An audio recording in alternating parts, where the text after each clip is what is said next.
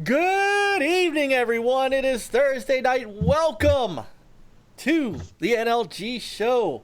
It is a pleasure to have everybody here tonight. In the chat room already's got a bunch of people in it, making a grown man cry at 9:30 at night. And how is everybody doing? Ah, We're seriously, alive, we're kicking and screaming. alive. Right. Look at us, gentlemen. Do you see this? That's view? right. So, Good looking background. Good looking layout. yep. And we're gonna talk about that in a minute. But I do not get a chance to actually introduce you guys, and that's my fault because I'm so excited and jacked up to get talking about games that I'm just like, hey, let's get going and blah blah blah. How's everybody doing? And nobody knows who we are. So tonight, I'm gonna introduce everybody for the first time in a while. We don't even know who we are. I know. That's right. Hold on. Fastback is echoing. Hold on. Uh-oh. Hold on. Fastback is echoing. I'll take care of all the echo. Don't Echo, worry. echo. Let me know. Let's see. Here, we better do a sound check. Am I echoing? Are you echoing? Am I echoing? Which one's Chris? Chris is in Me. the middle. See the new guy? Yeah. Yeah. The new guy. Hey, if I could be Frankie, I could take a nap. There you go. Well, all you have to do. There we go. He says sounds good now. All you have to do is just start talking about sports or esports, and then Yeah, you just esports. right out. Yep, I'll do it. So, all right. do it. So, going down the line. First off, I am Mike Mullis, Stinger NLG. It is great to be here tonight. And, the other thing I want to do is the reason I want to introduce everybody too is because, on a long week like I've had, these guys to your right, my left, they're the ones who make me want to be here on Thursday nights. So on Friday nights, if I'm here on Friday night, we have a problem. On Thursday nights, no matter what's going on, because I know I get to hang out with my friends for a night and talk games and have a good time. So,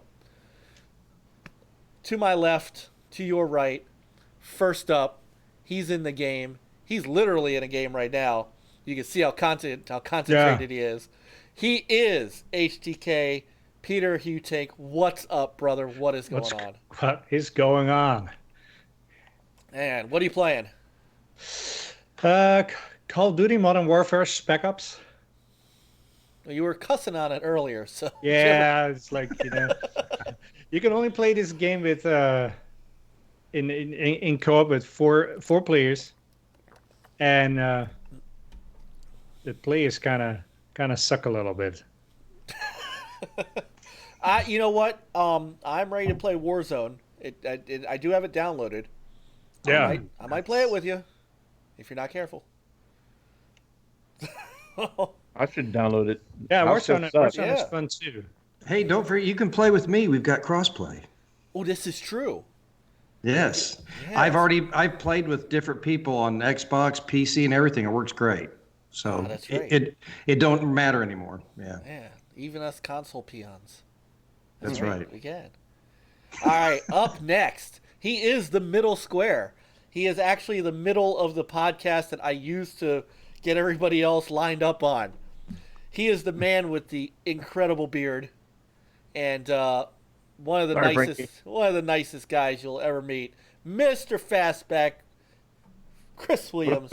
What's going on, man? How are you tonight? Que pasa, y'all gamers? That's what I'm talking about. Here in San Antonio, that's where we are. Tex-Mex. We're Tex-Mex gamers. I love Tex-Mex. We all have beards. Nah, I'm good. Everybody in the whole city? Yeah, pretty much. We probably all do now. Corona beards? Greatest place on earth. I'm growing mine out so that I can make a mask out of it. Y'all seen that video going on? Oh, It just goes up. You can make an Afghan out of that. Yeah, that's it. No, but it's good. Long week. So today is actually my Friday. So looking forward to 3-day weekend. Man, that's awesome. 3-day weekends are good. Shout out to Crispy Bomb and E Fine. Yeah. Crispy Thank was you, first in. And look, we got Jeff and Sincere and Invader and our What up, friend, everybody? yeah, Chris from Game Yeah, Buffet. that's- Open every box, man. That's I'm slow. telling you. So what was I just gonna say? Oh yeah, so you said Tex-Mex. I gotta tell you, burritos and tacos got me through Passover because I can eat tortillas. Tortillas do not have yeast in them. It is just flour and water. It is like basically eating soft matzah. I was good. So, it's great night. And Now you just need to put some bean and cheese in between that. dude, I learned this weekend how to roll a burrito. I was very proud of myself. I had to use We don't call them YouTubes. burritos over here. We call them tacos. But what do you Soft call it? tacos? Wait. then Well, what do you know call what's it? funny is that here we have breakfast tacos. Right. Ah. And so you could go outside of Texas or sometimes even another outside of San Antonio, and there's some cities out there that like breakfast tacos. What's that? 'Cause my brother lives in Panama City, Florida, and he said he can't go. No one serves breakfast tacos. So he's got a Whataburger and they serve taquitos, and that's the closest thing you can get. Whataburger. Yes. Ah, I okay. haven't had one in, I don't know, close to 20 years I- probably, but And I don't know if Sincere, if he in chat, did he actually have some authentic Mexican food when he came down?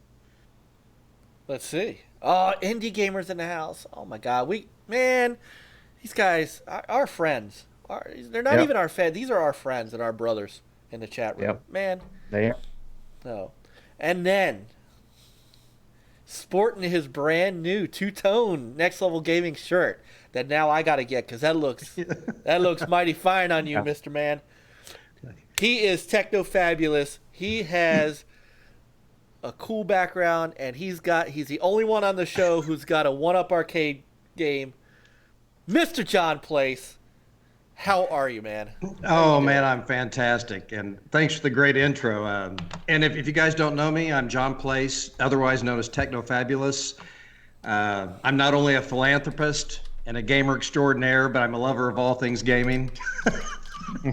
I'm really goofy and crazy, but I like it like that way. Good to be on this show.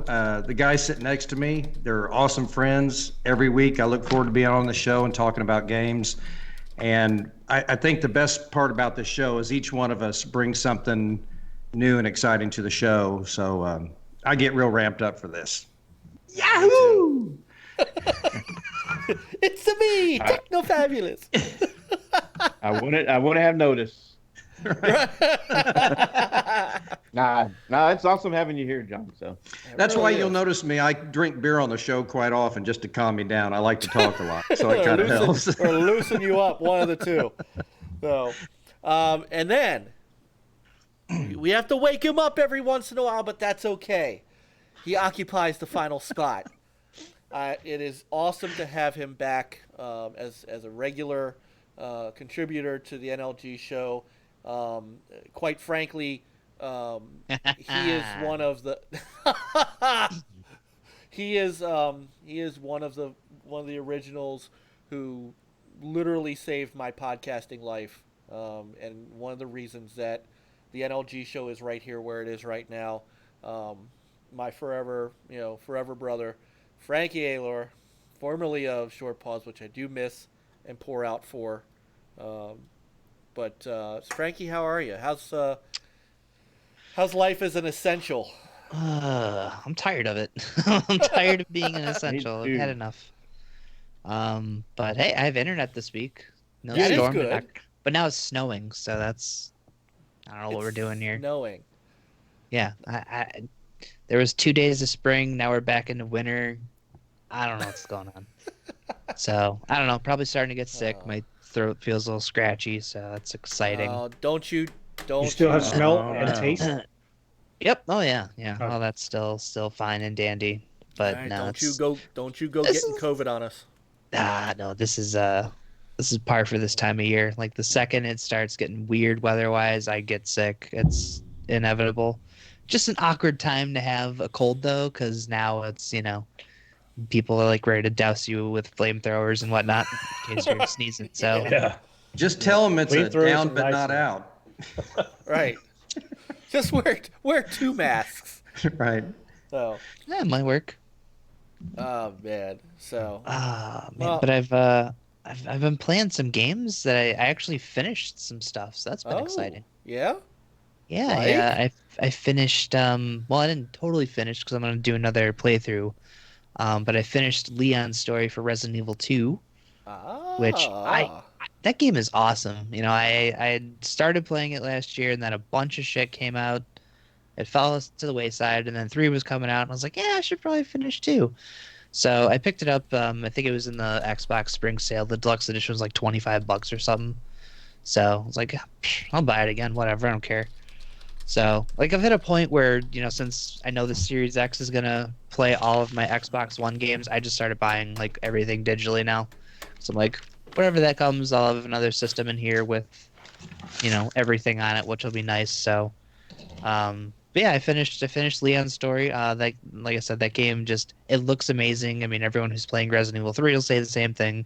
Like that RE engine is superb.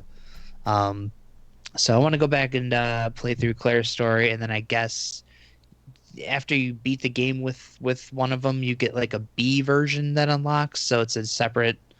It's like a new game plus, but I guess some of the stuff changes, and you get the true ending playing one of those, I guess.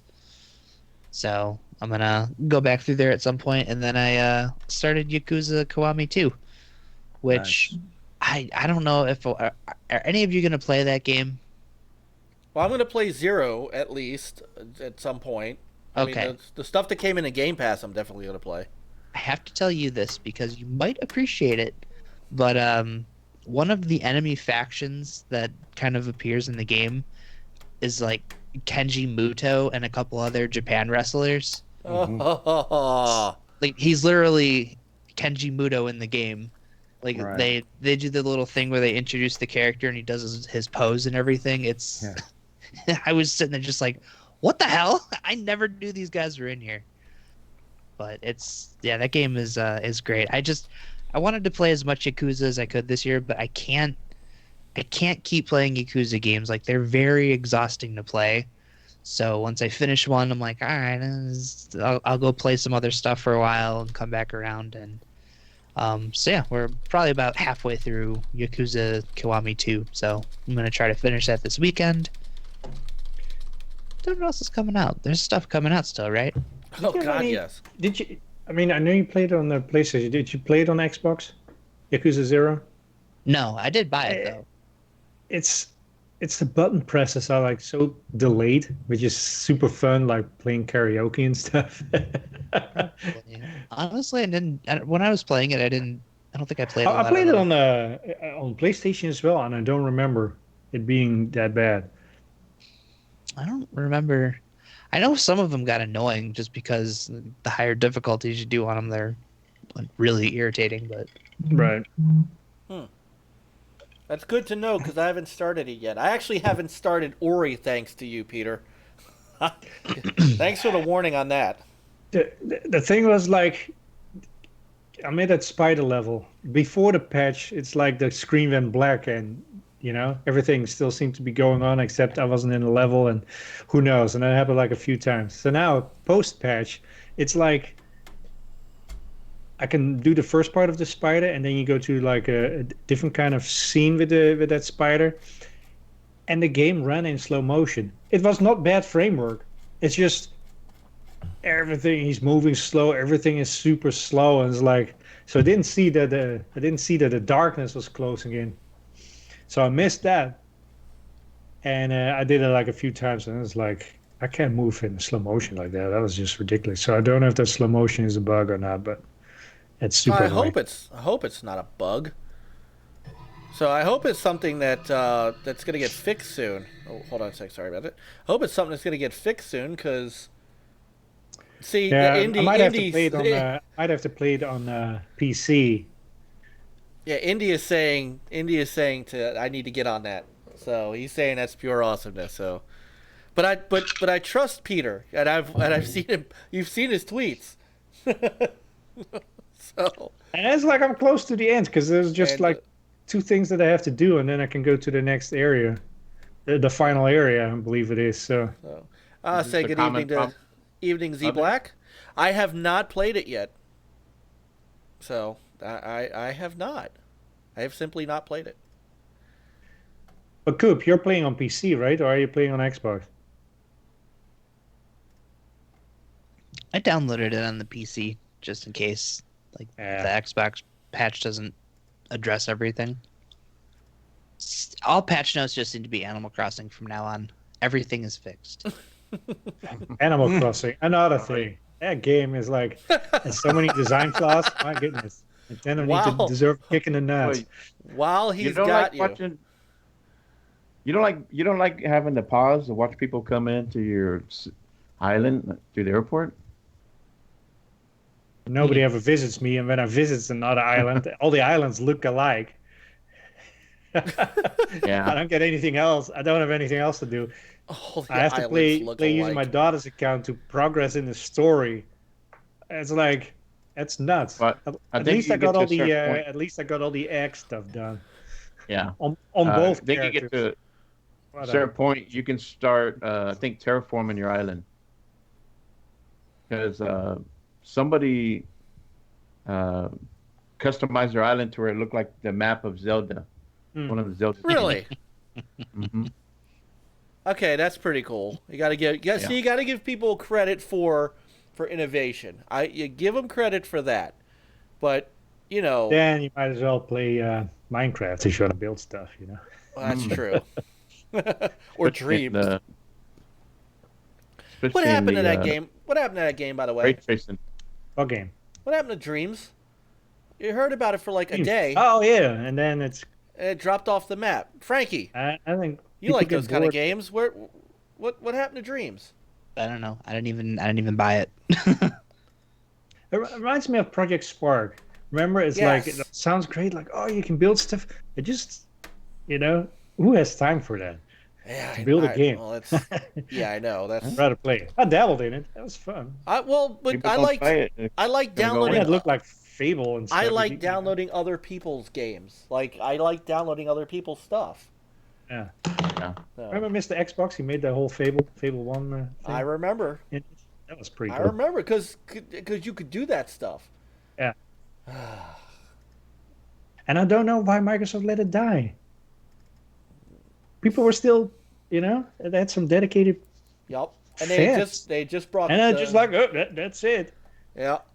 And Why not then just keep it fired alive? fired You know? everybody. Yeah, I mean, it's one thing that you don't want to create DLC for it or other stuff. At least keep it alive. My goodness. Yeah. I'm pretty sure Battleborn has been Dude, Like, Battleborn stayed around lasted, longer. Battleborn Probably. lasted longer than. Yeah, it did. So, all right. So, before we start moving into some things, and I want to once again say hello to everyone in the chat room. Oh my God, I don't even know what to say. I mean, Awesome. you just Awesome. keep, yeah. But I want to take a minute, and I want to. I was hoping he'd be. I was hoping he'd be here for the beginning of the show, but if he's not, catches this later. Hopefully, he caught the beginning of the show and the new intro video, because I wanted to take a minute, and I wanted to just throw such an incredible amount of thanks and an incredible amount of love and appreciation for a very special friend of ours, and a friend of the show, and a friend of mine, and a friend of ours. And it's like the mafia. Hey, it's a friend of mine. Hey, it's a friend of us. You know, and that's Jay. And I'm gonna try to blow this picture up a little bit. Well, I'll leave it like that. It's fine. It's Jay Williams.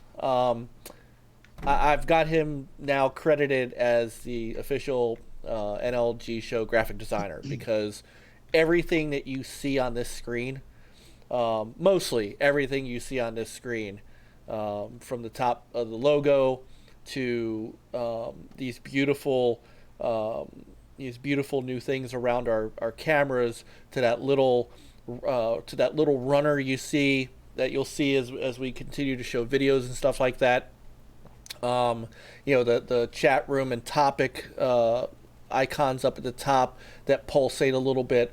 I mean, everything here was Jay, and like I started, I was looking at stuff and I'm like, he came to me and he said, "Hey Mike, I think it's time for an upgrade. Here, just check this out."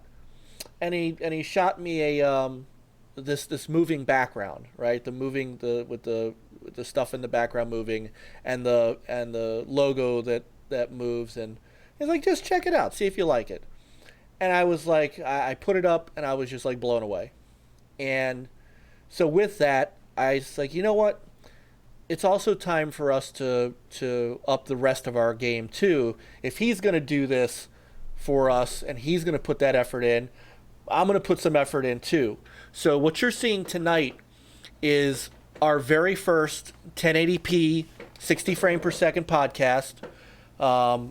We're going to talk about Crisis in a couple of minutes, and I've got the video, and I want everybody to give us some feedback as to whether or not the video looks good, because all of our videos going forward will be in 60 frames per second if they're offered. And our 1080p over 720p picture should allow us to show, everything just looks sharper and nicer, and Jay just had so much to do with that. And on Monday, I think it was Monday, I'm playing around, and he's like, "So what do you think?" And I'm like, I really like it. I think everybody else is going to. I said, I'm kind of playing with it now. And he said, "Well, give me the link and I'll take a look." So I gave him the link to the podcast as I was testing it. And he jumped in and he's typing. He's going, "I got an idea. Hang on a second."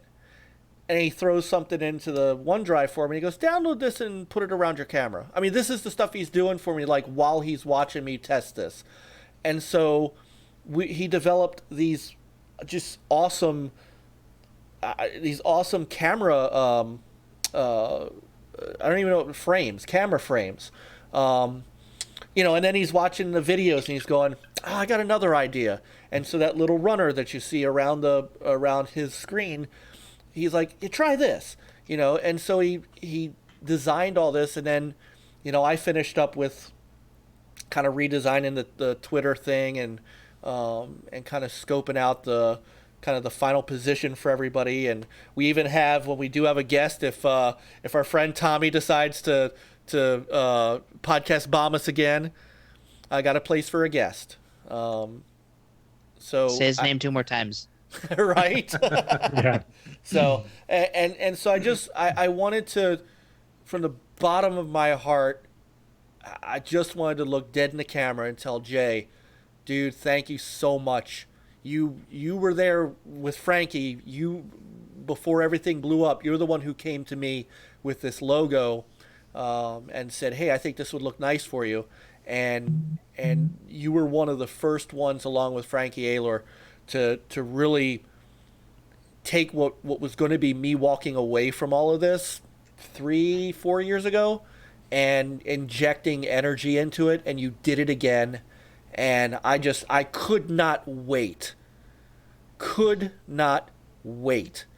to show this off to everybody, the great work that you do. So to our friend Graphic God Jay Williams, who you can find his stuff on Redbubble, you can find him at @graphic_god on Twitter. He makes incredible gamer pics. He makes incredible graphics, as you can see. I love you, brother, and I am forever in your debt. So thank you. Oh, and by the way, not to mention Retro Renegades, which Crispy and Jago and he's not. We gotta get Sonic Superstation in here one night, but and Daz, right? You're talking about everybody on the retro. Yeah, that is a freaking awesome Tuesday night podcast too. So just again, Jay, thank you so much. So I just wanted to get that out. Hey, we've been graced by the Green God, Mr. Witty. Witty. Oh my goodness, it's like a reunion show. So anyway, I had to get that out because and of course John, our shirts, Chris, your hat. This is the product of John or of Jay rather. This is Jay. So cool I just shit. yeah. He supports a lot of people. You see a lot of people on Twitter. He does a lot of logos for people, and Oh, he Stinking Corpse, provides that's right. good service. Yeah, Yep. Stinking Don't Corpse. forget the Dead Man. Dirty J been on the show whenever. It's just one of those cool ass shows that you can get on and just kind of BS, and it's one of those where just hang out, have a beer, talk about games. Yeah. Get stupid. Yeah, Open Every Box. Who, by the way, another guy, dude. Go check out his channel. Check out his Amico videos. I thought Tommy had me excited for the Intellivision Amico. Open Every Box. Go check his stuff out. He had a dynamite interview with him last week, talking about a whole bunch of stuff, and it was just awesome. So I am in such good company. I mean, I'm just surrounded by the greatest people, and this just makes me happy. So thank you. Yeah, I mean, thank you, everybody. Appreciate everybody that. Yeah, I mean, it's just cool to support people, and you see people come back and support us, and we're all cool. We're all friends, and it's great if we have a chance to meet each other in real life, beyond the podcasts and streams, party chats. Like I met Sincere, and that was cool as shit. Mm-hmm. We had a good time. So I wish we were able to chat some more, and being at this convention is so crazy because you see someone, you talk to them for a little bit, say, hey, I'll catch you later, and you never catch them later sometimes. I'm hoping Jeff and we'll I have to plan meet something. back up. Yeah. Well, I think we all have to plan something. So Gotta we'll do something. Gotta do something. Once we're allowed to get out and about. Unless we meet with 6 feet in between. Right, and masks and. Masks and well, it's we already did. getting We here. cut a podcast. Yeah, he said you guys cut a podcast on the show floor. I mean, we almost did. We did a live podcast. One of my favorite. You know what? I'm gonna show it, Jeff. I'm gonna show it. I showed it to.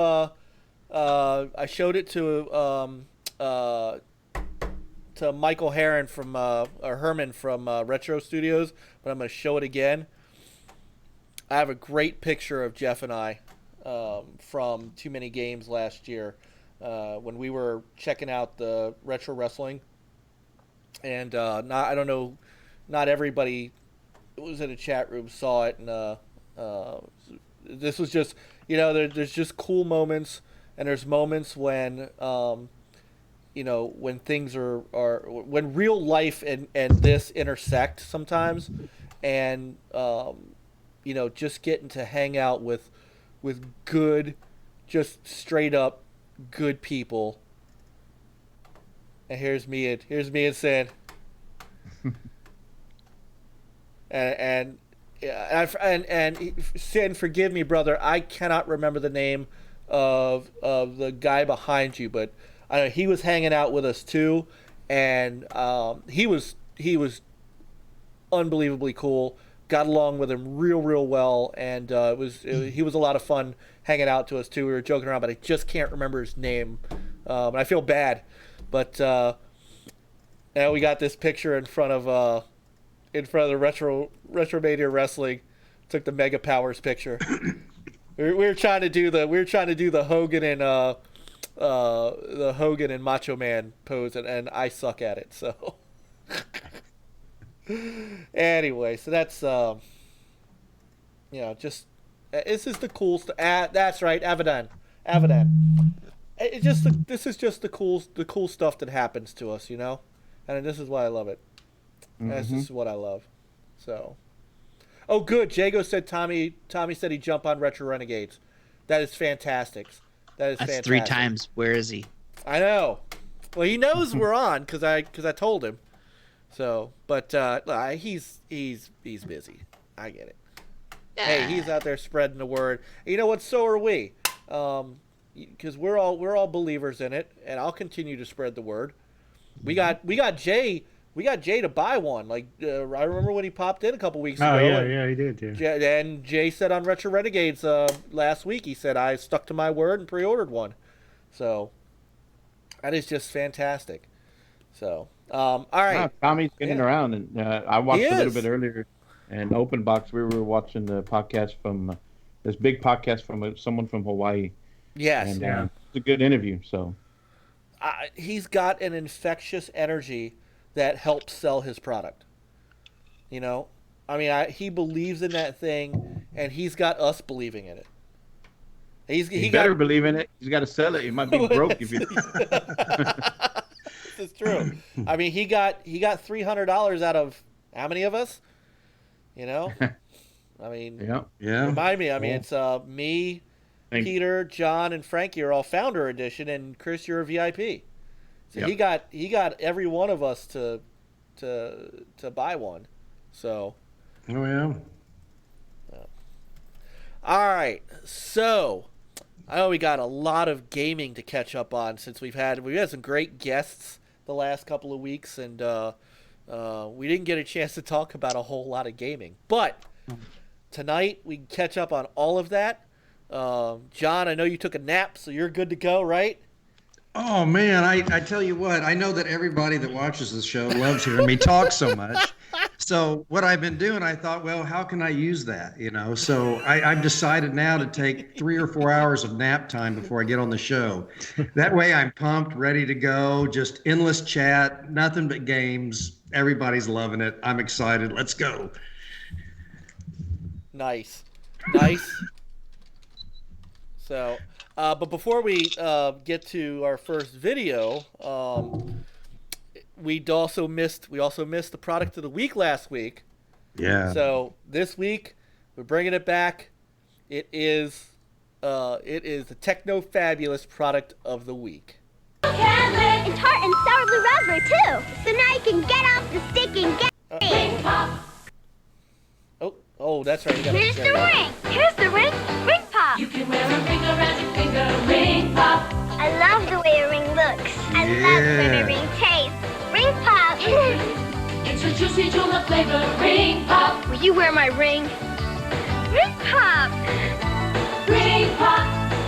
It's a lollipop without us.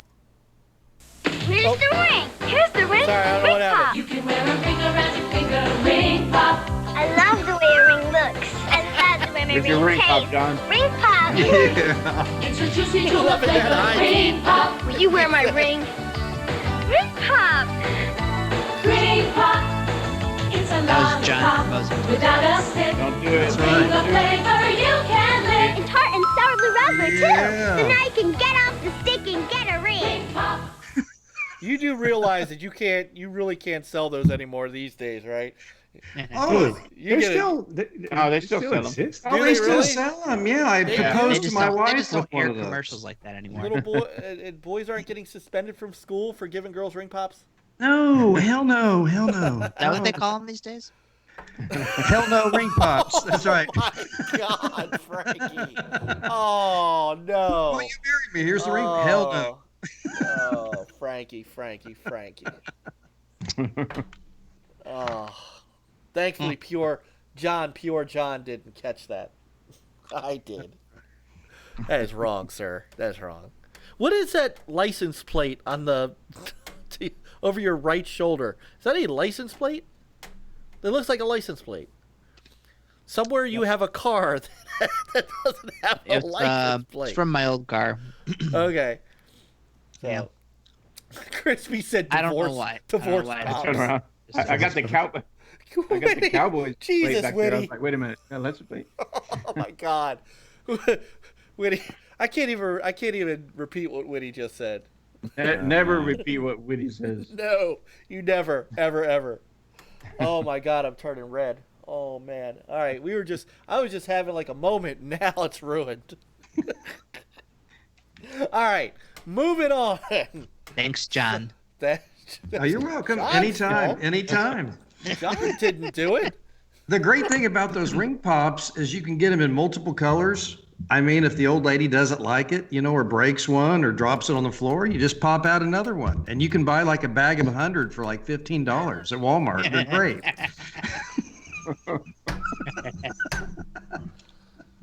Uh-huh. You can even give one to the Lion King. Good night, everybody. Oh my. Okay. All right. So Peter's just looking. I've never seen someone that stoic. I was like, "Fuck this! I'm playing Call of Duty." Actually, I switched to Ori. Oh, so you are. He's You are definitely focused. Peter's Yeah, starting to he's- drink. Look. That's pure vodka. Pure vodka. Peter's like, what the hell? It's that Straight from the moonshine. It's that Gin and moonshine. tonic.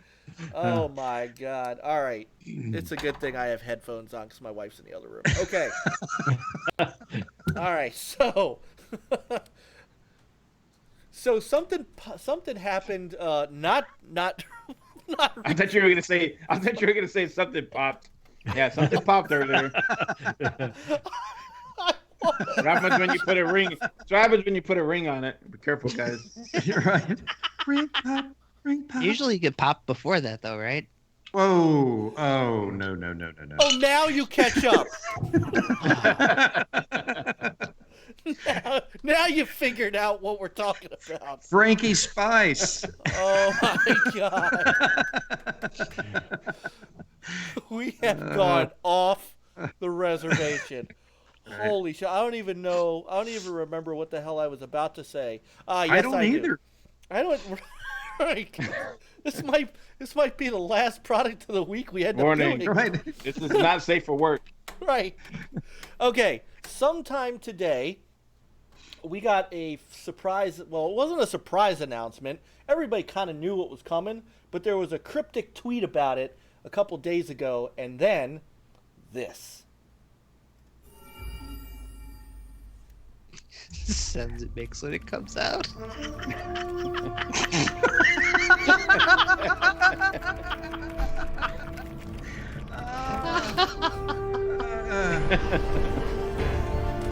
Got your signal strong and clear. Looks like you're back online.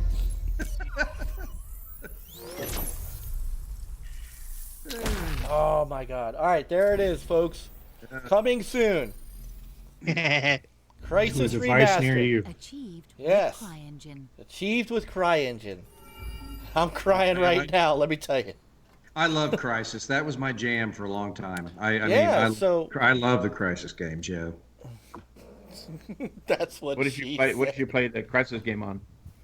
I played on PC a long time ago. Now on the Crisis 2, I played tons of hours on the Xbox 360, and I don't know if anybody hasn't played it out there. I mean, the graphics are phenomenal. Even on the console, they were pretty decent. Even on the 360, and but it's kind of like a cross between, I'd say, like Halo and Call of Duty combined. And you've got like these powers, kind of like in Predator. You've got the active camouflage, where you can where you can speed up. You've got different power ups, but it's a real fast paced shooter. I mean, but it played great on the 360. Love the game. There's Graphic God in chat. There he is. Jay, what's up?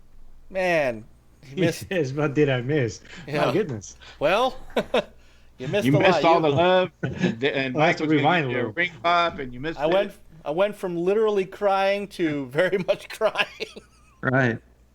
So, yeah. I don't know. So, rumor has it that Crisis was the real reason for the 360 Red Ring of Death, because you actually needed to the machine. It's funny to see the sort of the memes that are going around about this right now. And I think I saw one person say, "This is me building my PC to play Crisis Remastered," and he's just got like a palette of 1080i's that he's gonna try to put together to make this. That's for thing. minimum settings. Yes, that's for Oh minimum settings. no! Graphic got butt pops. What? This show has gone to hell Oh in a my handbasket. God! This is not Retro Renegades, Jay. I have to show this to my kids later. No, I've been doing it wrong the whole Not time. this show. Oh Get the man. first get the first Oh hour. God. This will never this. Wow. Okay. Anyhow. So It goes down so easy. Oh, Sincere said that he would use Crysis to benchmark his PC. yeah. Well, everybody did. You needed a freaking Cray station, like one of those machines at a NORAD to run the game. It was pretty. I'm interested to see what the remake. I mean, obviously, I think now these consoles, should be able to run this thing, okay. The trailer here is in 60 frames per second, but I would imagine the game will be too. And obviously, here's what's funny though. If you notice on that on the back end of that trailer, it says Nintendo Switch on it. Man, I don't know. Yeah. In They'll glorious optimize it to it. 20 pixels. Right. You're gonna need like four switches like sandwiched together to play it. So, who else played Crysis? I did not. I missed I it. don't recall. Yeah, Man, I it's I'm a big great fan. multiplayer. Yeah. You are a big fan, Frankie? Oh yeah. Holy shit! It's Yep. a relevant. Is it native. only multiplayer? Is it a No. campaign? No, I thought it has had a a campaigns. campaign. Yeah. Actually, the campaigns were actually really good. The story. Yeah. And I loved the second one. the second one's awesome. Second one's like my favorite. I think 3 had better multiplayer though, because 3 had that Right? that mode where I think 1 or 2 people started out as hunters, and everyone Right. else like you run around basically stealth with a bow and arrow trying to kill everyone to convert them. It's sort of like that hunted mode in Halo that we were playing with JD and Brent, or Infected or whatever that was. The gameplay is definitely very fast. It's Yeah. it's fast. You got to really be on the buttons. Well, that's. I never Yeah. I never played through the first one though. Like I tried to, but it just they remastered HD version came out like way after the other ones, and it just going back after playing Crisis 2 and 3, you're like, okay. So hopefully they're doing a little more than just up-resing this. Right. Well, apparently this is coming out summertime, so that's what they said. So they're getting help from Saber Interactive. So I don't know if you guys know.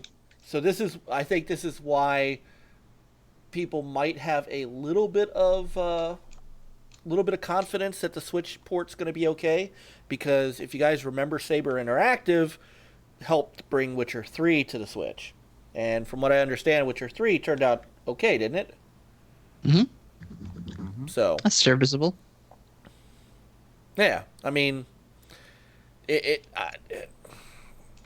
Who's publishing the remaster? That's a good question, because I didn't see any EA anything anywhere. So they might be self-publishing. I mean, Xbox is using it as an ID, and Crytek is an ID at Xbox developer, so I assume it's self-published. on their website they only show Crytek. Okay. So this does not look like it is being. There was an add-on they did for the PC Warhead. I think it was who's the other guy in Crisis 3 that's with you? Do you remember, John? I don't remember. Australian accent. It's been so long. Psycho, I think it was. I think it was Psycho, but either way, there's a PC game called Crisis Warhead that's basically an add-on for Crisis 1. That's I think a 3-hour campaign with him. It's kind of funny. The Crisis games are kind of like the Star Wars movies, like the original three. Like Empire Strikes Back is like one of my favorite out of the original three. I think Crisis 2 is my favorite. The Crisis 2 multiplayer was a lot more balanced. I played Crisis 3 multiplayer, but it just wasn't. I don't know. There were some issues with the multiplayer. Crisis 2 was like really good. I got platinum trophies in Crisis 2 and 3. Mm-hmm. It's the only multiplayer, like one of the only multiplayer modes I feel like I actually invested time in. Right. Wasn't one of the Crisis games, the 360 one, that was in Game Pass? I don't know if Crisis was in Game Pass. I know they're all backwards compatible. Is it? Mm-hmm. I would love to see. So, that would be quite that because I would go out and buy it just to play it, just to play it before the remaster, just to see what it's like. Right. So if this was being so idea Xbox is part of this. No, Frankie, they you were saying they had retweeted him on it. Oh, okay.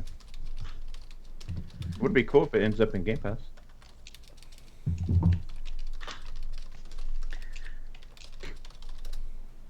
Looking just to see if there's anything else. Apparently, and I'm only finding this on Engadget, but apparently this remaster will feature support for software-based ray tracing. So.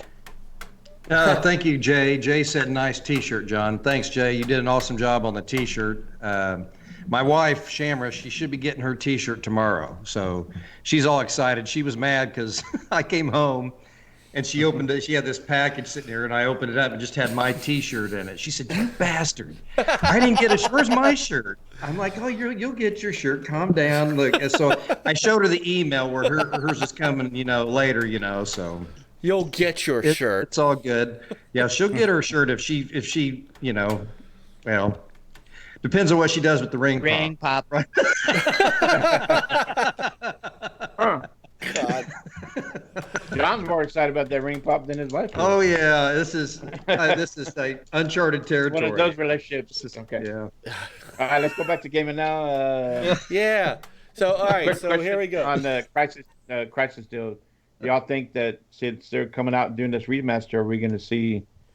I guess if it goes well, we're going to see a remaster 2 and 3, or possibly a new Crisis game. Well, is that what it might be leading to? To be honest, Chris, I would actually, after playing all three of them, and they're all great games, and the campaigns, even if the multiplayer lobbies aren't really are kind of dead now, and if there's not many people playing on them, they're actually good games just for the campaign. But I would actually like to see a new Crisis game. I think I would like to see a Crisis 4 or something else. Do something new with the multiplayer lobbies, new maps. I would like to see them push forward, I think, more than go backwards. I agree with that. Yeah. Well, I would also like. Hey, Lord Tipsy, what's up, brother? I would like to see.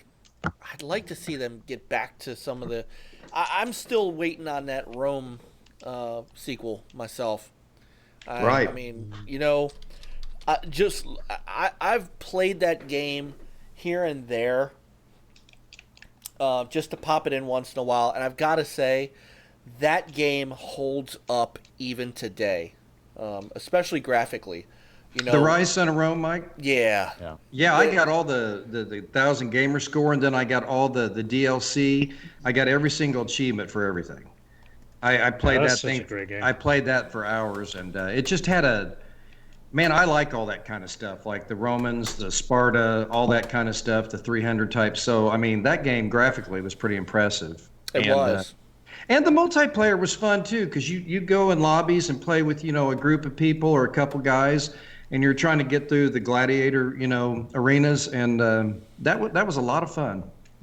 It was. I I loved it. And again, I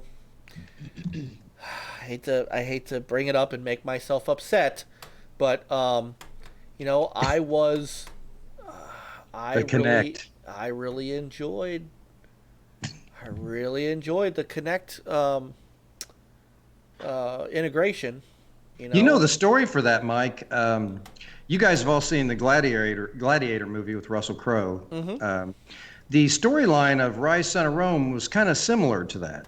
And I enjoyed the Gladiator movie. So that game just had everything that I liked. It had the gladiator arenas, it had the swords, the shields, the spears, all that stuff. So sorry when you said that. What? Are we going back to the ring pop? No. What is no? wrong No. I'm just saying when you said that, I went back to the movie to the movie Airplane. God, this quarantine has made us all like sex-craved individuals or something. What's going on? No. I went to in my mind to the movie Airplane. Hey Billy, you like movies about gladiators? Right. So yes. So Lord Tipsy says Frankie representing the Tobey Maguire. I was gonna say you need to address that, sir. No. This is the Andrew Garfield Amazing Spider-Man. The best Spider-Man. The best Spider-Man. Spider-Man. You say that one more time, Mike? Just one more time? The best Spider-Man. Come on, Frankie. We've all got a little Tobey Maguire. All right, hold on. He was all right. Wait a minute, because I've had arguments about this. Unbelievably, Tobey Maguire was an okay Spider-Man, and he was a horrible Peter Parker. I second that. He was a putz. Horrible.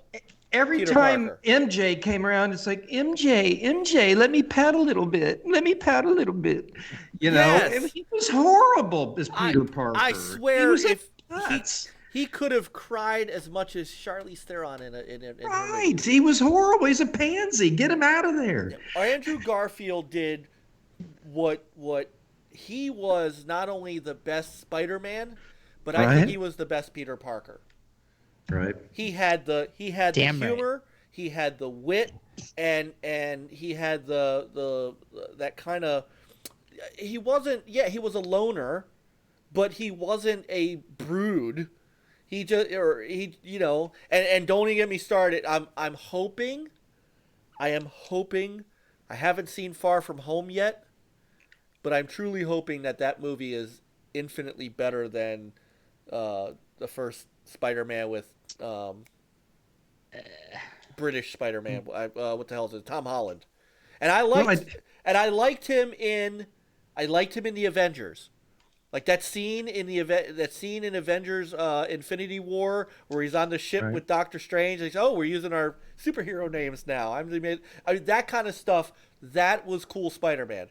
But I lost all respect for Tobey Maguire when James Franco just went pap, pap, pap, smacking him all over the place. And what's Peter Parker doing? Tobey just, I'm hurt, my feelings. Didn't even do anything. It was driving me insane, Mike. He just stood there, didn't do anything. Yeah, no, I'm sorry. And I think with the second Amazing Spider, because I watched that one, which everybody seemed to hate. It literally was with Electro. With Electro and Ryan and yeah. No. But the problem was you put him in a bad movie. He was a good Spider-Man in a bad Spider-Man movie. He was a good Spider-Man, but and the thing is, between those two Spider-Man, they're different because they're based off of different versions of comic. I know. So, that all. Yeah, but you know which one's still going? The Amazing Spider-Man. That's true. That's true. Ring pop. Okay, moving on. Moving on. All right, we've Jeff said it's not Mike get too excited. Look at Frankie. He's trying not to laugh. Oh my God. Jago said he personally loved Tobey Maguire's Spider-Man, but his Peter Parker was kind of whiny, but that was the writer's fault. Tobey Maguire himself is It was whiny. Tobey Maguire. Yeah, it's he Tobey was. Maguire's He was fault. like a Hallmark movie. My God. You can't.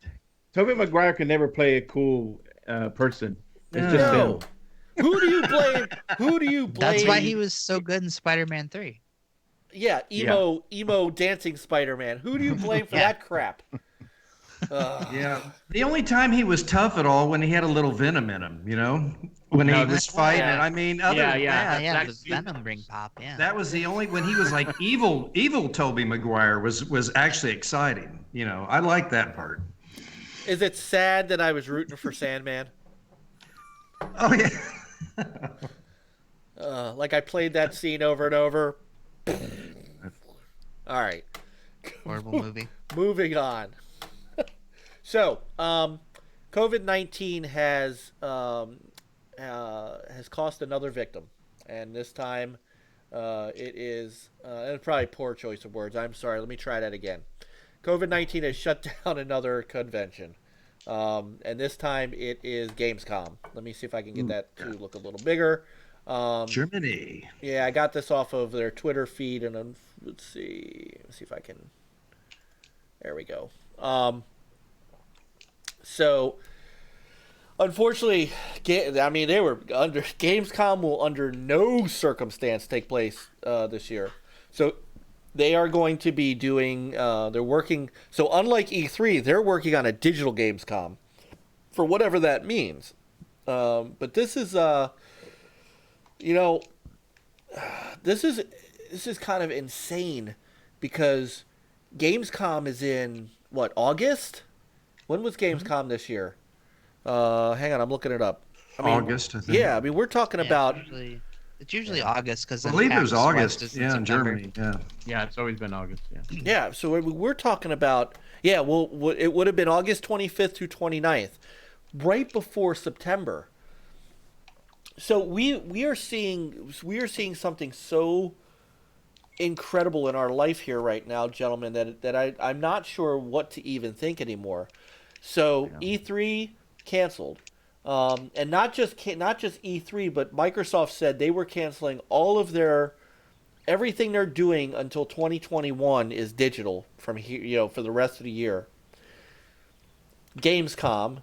I know that there were some other. I follow some retro stuff. Some like the Arizona Retro Show and some big ones that are actually around the country that so far have canceled. The only one that has not yet canceled, or at least that I haven't seen, Too Many Games said they are still going on, and I'm thinking that that's going to change too, because if we're going this long. The Too Many Games event is June 26th through 28th.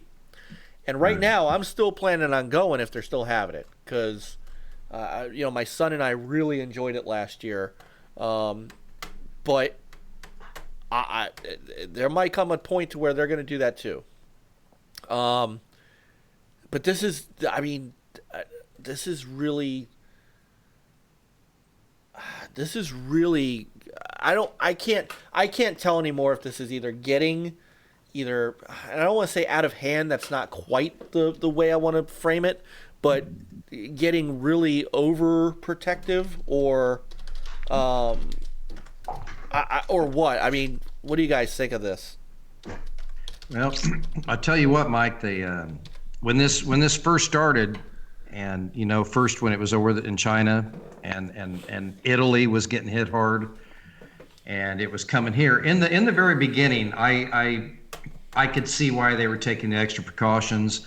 I mean, we have had some people die, but if you actually go back and you look at the statistics, there have been more people that have died from regular flus, over the past years. If you go look back now, this tends to be hitting a lot of older people, even though some younger people have come down with this and got sick.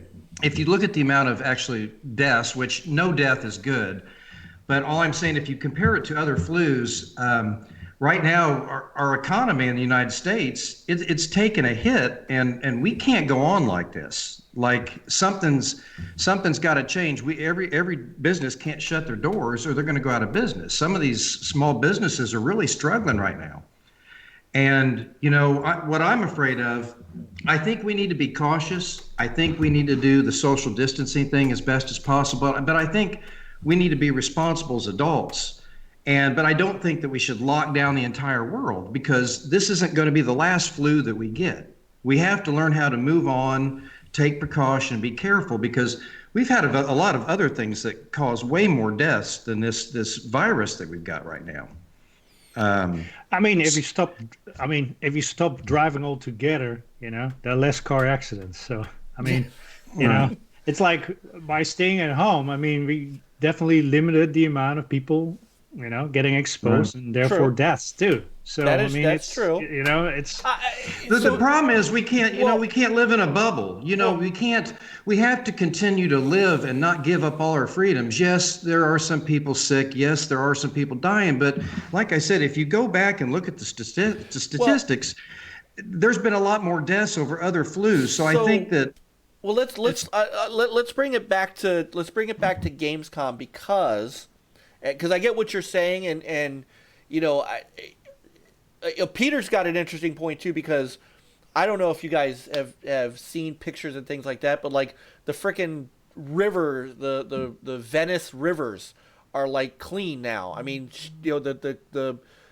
not. The ozone is recovering. I am not that guy.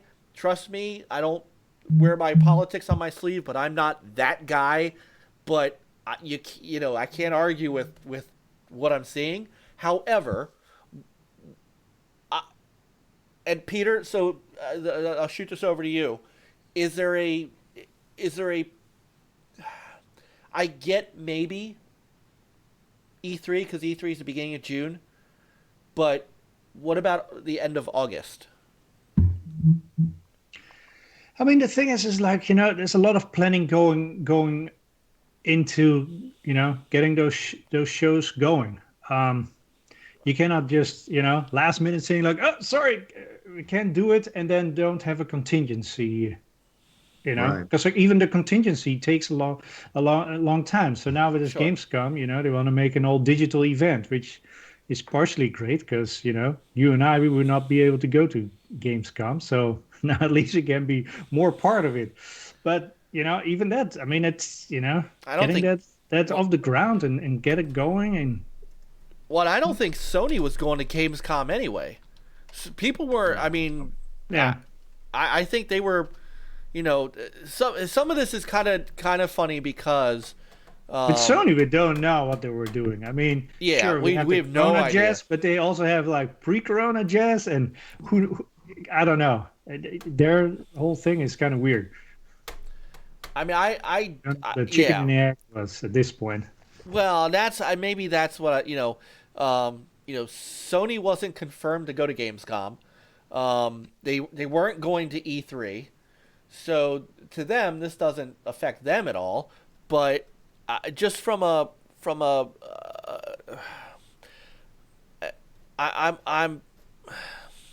I'm struggling with the time frame. Like especially since and I know in the chat Jeff said there's a good chance Too Many Games is getting canceled, and they just haven't announced it yet. And to be quite honest, my kid's school system has not called schools yet. They're starting online learning next week, but they're still they still have schools opening back up April 24th, and I know damn well that's not going to happen. Yeah, here in Virginia, schools are closed for the year. But they haven't officially done that in Maryland. And so even in South Dakota, Mike, South Dakota, that's a state they haven't even shut down. In fact, the governor of South Dakota, and granted that the population isn't as big as some of the other areas, it's not hotspots, they have less problems or situations with the coronavirus, and they haven't closed down the whole state. Well, because nobody goes out of their house. Nobody goes out of their house in South Dakota anyway. Right, but if you think back, at some point, we as a nation, what we need to do is get the vaccine. We need to get the test out quick enough, but we certainly can't close down everything every time some type of flu comes around. But this is not Because- just an ordinary flu, John. Right, Yeah, I know, this but isn't- not, this not isn't- Please, everybody. come on. Yeah, it Not might be- everybody has the Not being convenience ridiculous. of Stop, working stop at home. talking. You talk too much now. Come on, No, let's move on. some of us don't have the convenience of working at home. There's people like me that have to get up every day. I have to put my pants on. I have to put on my man face, and I have to go to work. And if we just lay back all the time, I'm not saying we can't take precautions, but at some point you got to get up and you got to move forward. And this virus is not the worst thing that's ever happened. So I mean, we cannot let our economy just collapse. I'm not worried It's about, but I'm not ridiculous. worried about that. I'm talking about these gaming conventions. I'm talking about a Yeah, gaming so- convention. Oh, well, Go ahead, I'm looking Frankie. past the gaming because this virus is more serious than just the Well, gaming. but I conventions, understand, but we're talking about right we're now. talking- I mean, you just said it wasn't as bad as the flu, so it's not that bad then. So Well, my- Let's move on. Let's move It's on. Mike. not. I think people are overreacting right now with this. All right, That's Frankie. just my opinion. Frankie. No, I was just trying to say, like, the big difference is, like, this thing is extremely contagious, so it isn't necessarily that. And that's, Mike, I get your point, because, like, you're talking the end of August now, but with Gamescom, like, that's a big international gaming trade show, so I feel like they're probably looking at this like, okay, well, where we're at right now, like, are people who are going to come from other countries even looking at making travel arrangements? I mean, we're just now seeing the virus, like, start hitting other countries that it hasn't been to before. So it's not like it's necessarily stopping anywhere. It's still slowly making its way around the globe. So I mean, even indigenous tribes are having the virus. Yeah, It'd be like- like, what the heck? It's just Yeah. because there were illegal miners running around and they picked it up. I mean, there was not. I mean, that's Yeah. how contagious it is. It's crazy. yeah, it's ridiculous. So I feel like they're probably at a point where it's like, okay, well, attendance internationally is going to be extremely down because of all these different, there's so many different countries with so many different ways that we're handling, this outbreak, that I think it was probably in their best interest to be like, look, yes, it's the end of August, but people are probably making those travel arrangements now, and that's the last thing on their mind, especially if they're losing jobs. You have developers who are working from home, and the whole spirit of Gamescom is supposed to be more focused on the smaller indie games, I think, right? Because I've never actually been to one, but it's usually not like a big publisher driven. Well, it's the Gamescom's big thing was always that it was an open to the public show before E3 was, but all the major people were always there, and in fact, Gotcha. Microsoft used that show. So it was like 4 or 5 years ago. They split up what they were showing. They used E3 to show mostly the U.S. developed games. That's right. And they used Yeah, Gamescom to 'cause show Quantum Rare Break and was there. Quantum That's right. Break and that kind of stuff. So, That's right. Chris, where do you come down on this? Because this kind of is going to segue into the next thing I was going to talk about. Where do you come down on this? Well, I mean, Gamescom probably had no choice because Germany already said they were banning large events, so that includes concerts and all that.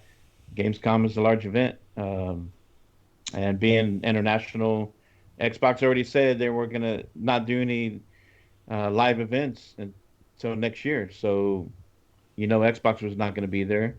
I doubt Sony was going to be there. So, it's just one of those things. So, but they did say they're going to go digital. So I'm sure, they're already in and working on that. And Xbox probably part of that.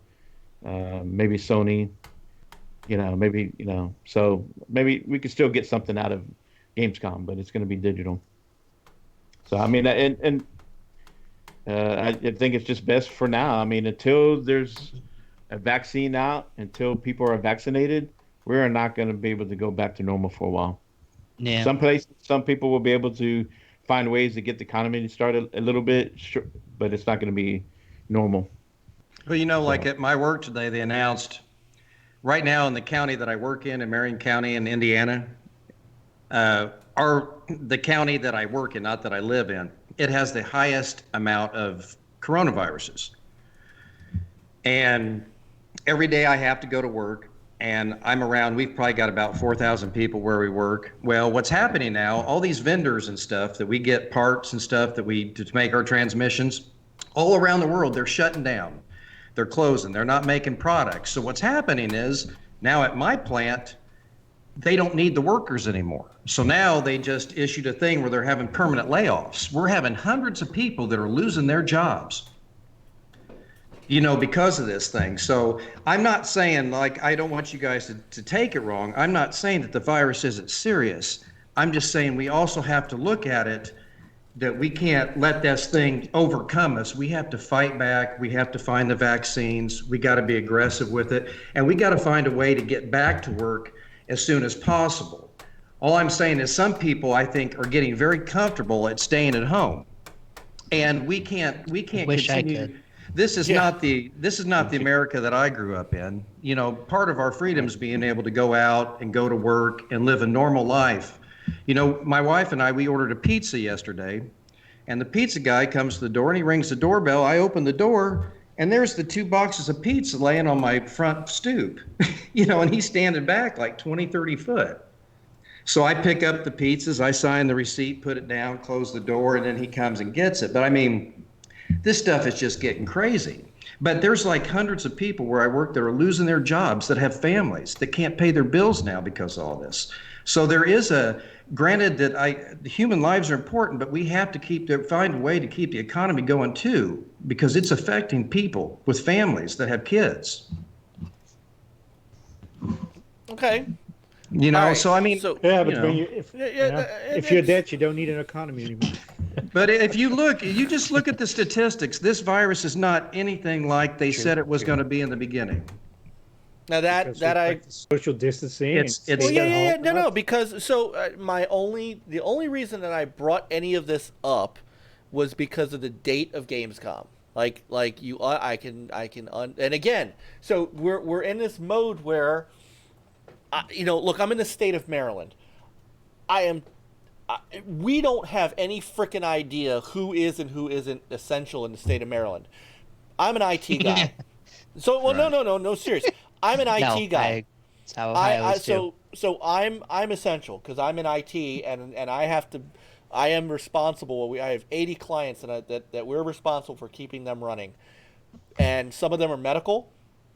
But I have one of my clients is a print shop. They make signs. That's all they do. They make signs. Yes, 6 feet distance signs. Nobody follows those signs in Walmart. I can attest to that. How many Kevin Harts do you need to be? But seriously, I mean, there's no they are the owner of the company, and I had a conversation the other day because I was helping him with something. He goes, Mike, seriously, I don't even think I'm essential, but the state says I am, so here I am working. Here I am. I'm open, and so the school system, I'm assuming, is going to close, but right now they haven't said. So the only reason I brought this up was because we're not talking about June. We're talking about the end of August. We're not even talking about August. We are talking about the week before, the week that most schools go back into session. So, yeah, you're almost in September at this point. You are almost in September. So at what point does cutting these off seem like, and that's all I was getting at. So that's all here's another thing you don't know. The companies that would show up and set up their booth. I mean, maybe they pulled out of saying like, hey, that could be too. Guaranteed they were there. So I'm gonna throw another kind of curveball into this that I think is something, and I've had conversations in the real world with my clients about things like this. One of the things I think that that COVID-19 and the reaction of the world has done is it is shown people that I think that we are never going to be the same coming out of this. There are companies that and I'll give you a great example. My wife's company, she works for Nielsen Ratings. They have been on work from home and indefinitely. A company like that where their employees have proven that they can survive, and they can actually, everybody can do their job remotely. I would almost, my wife is almost guaranteeing that the company will just make this the moving forward rule, and they can save month after month of rent on an office space they don't need. Mm-hmm. I have folks that are talking to me about, hey, when all this is over, they want to redesign their IT infrastructure so that their folks could be more mobile, because they're looking at this in that way of, why should I have an office when I can do Microsoft Teams, I can have everybody in Zoom meetings, I can have everybody remote, and I've proven that I can be just as productive. So maybe this is where gaming conventions, gaming pieces go.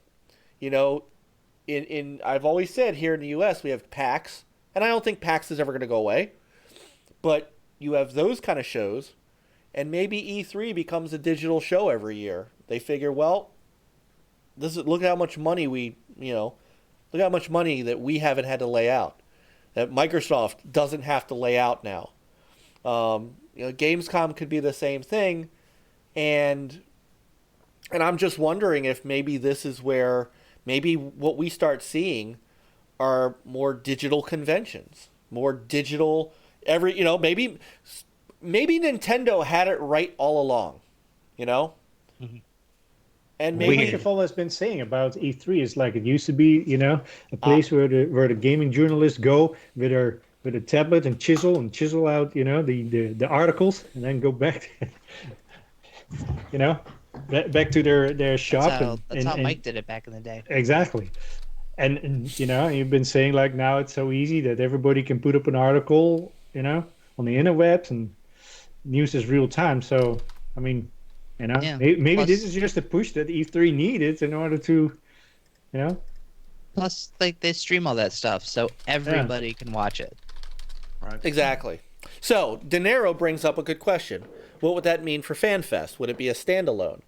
I think it could be. I mean, they did. And here's the thing: what if you have multiple FanFests going on simultaneously, an East Coast and a West Coast, and right, Central FanFest? What if FanFest was what if FanFest was something digital? I don't know. It's more for like meeting up and stuff, right? That's true. Right. That's true. It's more like a. It was. But maybe this means smaller smaller FanFests. But maybe that right. gets combined with like your PAXs. PAX East, with FanFest. PAX West, with FanFest. Yeah. Well, Microsoft. I mean, Sony had done their own their own FanFest for years, which I'm still expecting them to bring back. Microsoft did their own FanFest last year I was about to say Mexico. I did one in Mexico too. Yeah, but that's right. XO19 was in Mexico, right? Mexico City. So I mean, maybe the idea is smaller shows, and that saves them a lot of money. I mean, look, I will say this: not having to pay for an E3 or Gamescom setup has got to save these companies millions of dollars. Oh yeah, yeah. So, all right. Well, I wasn't looking to turn this into the Dr. Oz show. So you haven't sacrificed your kids yet. So no, right. I have not. That's right. I have not. Right. But I brought this up to bring this up. So the next, this isn't new news, but we didn't get a chance to talk about it. Is that this has also caused, game delays as well, and the most notable game delay, as we know it, is The Last of Us 2, And so, they put out a couple of weeks ago. They put out a little thing on Twitter that says that they're nearly done and they're final bug fixing, but they are delaying the game. And what's interesting here is there's no date for when they've delayed to. Now, I give you because he is, he's our buddy Niall, and Niall sometimes has some, interesting takes on things, as we know, but he looked at not having a date around this and said, sounds to me like they're just going to hold this out for the PlayStation 5, and that's what they were going to do all along. So, my questions to you here. So now, this is not convenience. That's right. So, this is not the only game either. Wasteland 3 has been delayed, and I know there's a couple other games. I know when Tommy was on with us a couple of weeks ago, he talked about, he was like, look, if I can't make my launch date, I'm going to delay and make sure that the product I'm putting out is right. So even I don't think that he's in a position where he has to delay. And he said right now they're still on track, but even he is looking at this, and he's getting ready to launch a brand new product that, kind of doesn't have the luxury of a digital-only release. You have to kind of buy the console. So he's got manufacturing to deal with and things like that. So what's the take on, I want to focus on this game because they said they're almost done, and some other people have said, well, why don't you just release it digitally and worry about retail later? You can't do that. Right. That's just not feasible. You could. Well, you could, but you piss off your retailers. Oh yeah. I think with this game especially. But here's another thing. I mean, what retailer doesn't ship? Yeah. You can buy this stuff online, physical. You can get it at Target. Target is online. Best Buy is online. Well, certainly. GameStop online, or a scary hand through the door, maybe still. I don't know. Right. Oh yeah. So I had that last week. It's not that you can't get a digital version. I mean, so what's truly then the holdup? Well, I made a funny comment. It's like they typically have those huge murals like in LA and stuff. But if there are no people walking around to see that. Well, this game's like really big for Sony, and I think what they're doing is, none of these delays surprise me. Number one, first of all, and the other number two, I'm not really worried about any of the delays because even like Wasteland 3, I was going to get for the Xbox. I've got tons of games to play in the meantime. So I mean, I've got a huge backlog. So even if all these games get delayed, I'm not going to be worried about it. But I think with The Last of Us 2, this has kind of been like their bread and butter game, and they want this to be a good launch. And I think they're just kind of putting it off for a while because the best launch would be able to have a nice physical launch and digital launch at the same time and have people line up at the stores, and get it. And I think they're just pushing things back till this settles down. So, I mean, this doesn't really surprise me one way or the other. I don't think it's any cause for any alarm. This is their big game. This is like Microsoft's Halo, and they're wanting to launch it the best way they possibly can. At least that's how I read it. Although Mike said maybe you want to push it till PS5 launch. See, and that could be true too. Yeah. And I don't think that's a good idea from the standpoint of these guys specifically have targeted the PS4. From jump with this game. In fact, if you guys remember, but have they? I mean, in a sense of like, yes. If you remember, we had this discussion showed it like 3 years ago. Yeah, well, we had this discussion last fall. They said that the target machine was the PS4. They wanted it running on PS4. Well, yeah. I mean, I definitely see that. But what if what if their engine that they built or using, Well, do you think and in their mind is like, okay, if this is PS5, then we get, add some ray tracing this and some other cool stuff. but I got yeah, a but theory. It's like, hey, my load times are now significantly less, so there's a better gaming experience. all right, I want to hear before I respond. I want to hear Frankie's theory. So the two that you mentioned very specifically, now Wasteland, I'm not sure about. I haven't played those games, so I don't fully understand what they are. But it's an apocalyptic game. I But assume Wasteland has a date, right? not anymore. Or Didn't no, they? you're right. They I said thought late they, August. yeah, something like that. So they give you kind of a target. Yeah. Well, anyways, point being though, just like based on what's going on, I mean, I feel like for a lot of people that game might, be a little too much too soon. So since I did bring up that, I will. I'm gonna grab their statement because I think there is.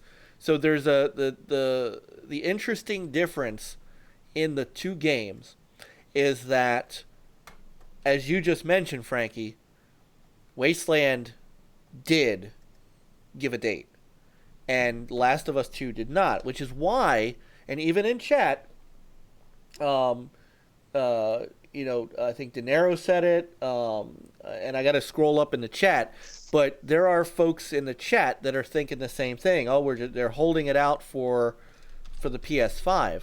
But again, that I'm if you look at the statement here, and this is what Look at Jago. Sorry. Oh my Jago's on the God. ring pop. Oh, You know what? I need Jago's address. I'm going to send him a box of ring pops. Oh my goodness. I just can't anymore. This night has just gone straight to hell. And I'm going with it. Laughing. So, All around the mulberry bush. yeah. Oh my God. All right, so here's the statement from Brian Fargo. They didn't do in that Excel. in Mulberry. So they are very, very open with it. So, we've moved to work from home, and I get that. We've talked about, we've had other, developers talk about this, but they have a date, August 28th, which is before the Xbox One Series X launches. What I don't During GamesCom. You're right. What I don't understand is, and this is where I think that this is a bad idea for Naughty Dog not to put a date on this. Let me go back to their statement, because there's a piece of their statement that people kind of overlook when they talk about, well, they're just going to repackage it for the PS5. The thing is, right here, the second paragraph. The good news is we're nearly done with development of The Last of Us 2. We're in the midst of fixing our final bugs. And then, however, even with us finishing the game, so the game's finished, we were faced with the reality that due to a logistics beyond our control, we couldn't launch The Last of Us 2 to part of our satisfaction. That's what I was saying. Yeah. We want to make sure everyone gets to play The Last of Us 2 around the same time, ensuring that we're doing everything possible to preserve the best experience for everyone. This meant delaying the game, so here's it. Until such a time when we can solve these logistic issues. So what logistic is? I mean, obviously the logistics are you're working from home, and that probably puts a stifle on development. But I don't, But if it's that close and being done, then you would think you have a kind of a target date. Sony's always been that way, though. There's been other games previously where they've made, and Sony's come out and said, look, when we're done with the game, we're done with the game. Developers have even said that. So, sure. I mean, this is kind of like status quo for them. This is not like, they've done some weird things, before in the past. It's not really conventional. They would rather wait and put out a game, I think, at the right time and have a launch the way they want it to launch rather than rush it out. Maybe, they're real picky about their games. So there's two other things that I wanted to mention. So first one, unrelated, kind of like when MotorStorm Apocalypse was coming out, I think that there was the tsunamis in Japan. They ended up delaying that game coming out because of that going on, like as a real world event, because Right. That's what the game was, like world destruction and whatnot. So they do have, a tendency to do stuff like this. The other thing I wanted to mention was with just reading it the way that this is phrased, like logistical issues.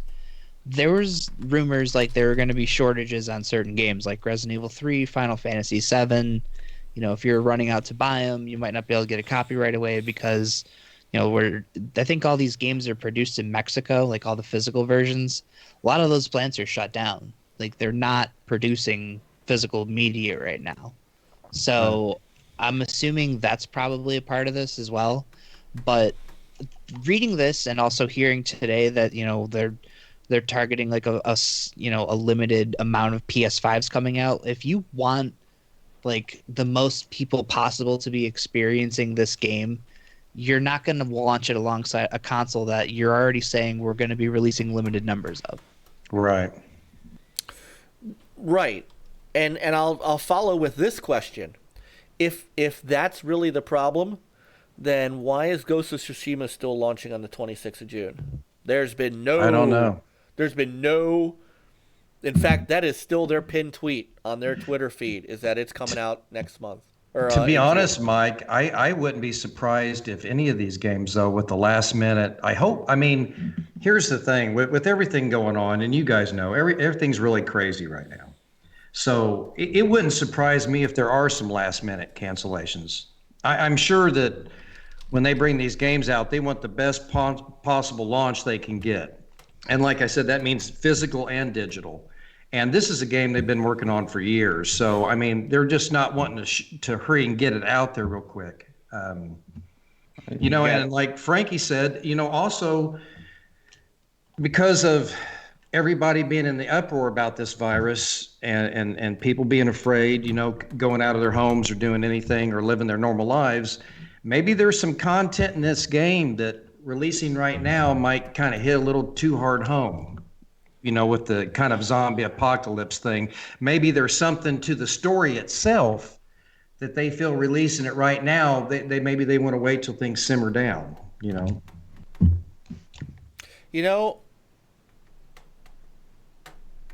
I can't say that's not a totally crazy out of the realm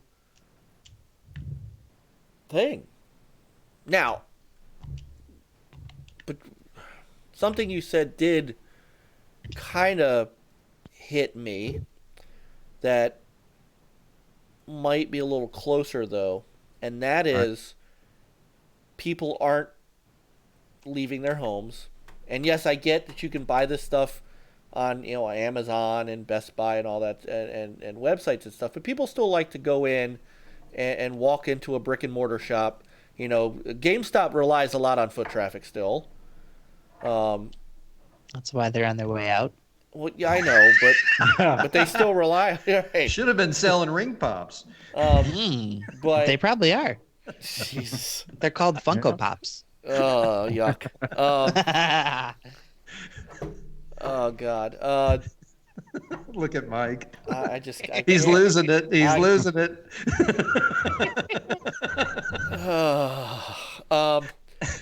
But I've thought about this before. They don't want to leave retail out, and they can't leave retail out. Not on a big game like this. So maybe the logistics that they are considering are that because people can't go out and walk into Best Buy at this point and buy the game in mass, that maybe they're waiting until they can get the maximum amount of. So they do say this: we're doing everything we want to make sure everyone gets to play The Last of Us Part 2 around the same time, ensuring that we're doing everything possible to preserve the best experience for everyone. That first part of that sentence, we want to make sure everyone gets to play The Last of Us 2 around the same time, tells me maybe what they are saying is we can't control the fact that there are some states here that are not letting people go out and even go to Best Buy. I don't know what Best Buys are even open in my state at this point. The malls are closed. So No, Best Buy is all the stores are closed. okay, so that may be the logistics that they are talking about, is that yes, I know you can get this stuff, you can order it on a website, but you can't walk into Walmart, you can't walk into Target, you can't walk into Best Buy or GameStop. Well, Targets are still open. Well, Yeah, some Targets are, yeah. some are. Walmart's So, is still open. some Costco's are. is It still depends. open. If you got so some are in Maryland. If the Target does not have a grocery section, it's closed. If it does, okay. it's open. So it's That weird. makes sense. It's Yeah, all they have to sell is like Milk. just a We have couple some of candy bananas buyers. or they just something, have to right? skip. They just have to sell milk, or toilet paper.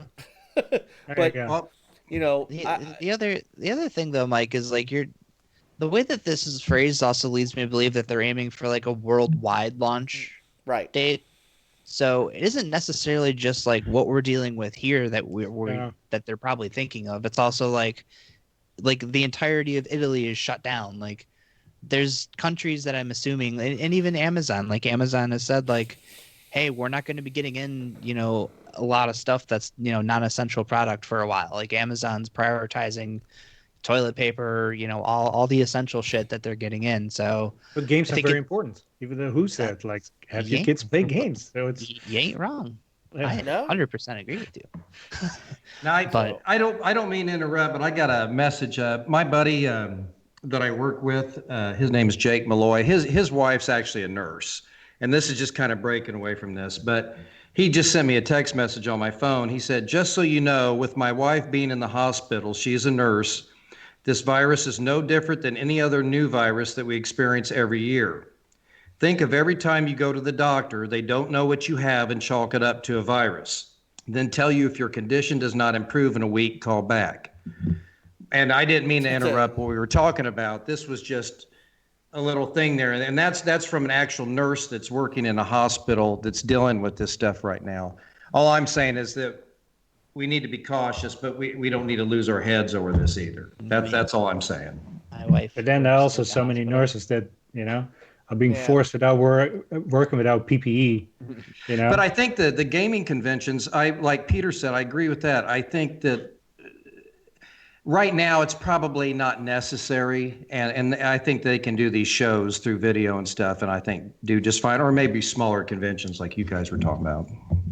So let me ask. So getting back to this then, and we'll kind of move on from this. So yes or no? Do you think that this is a? So let's get the obvious question out of the way. Yes or no? This is not a.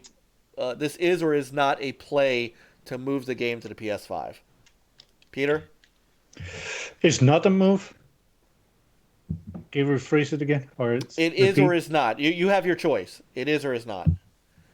What for PS5?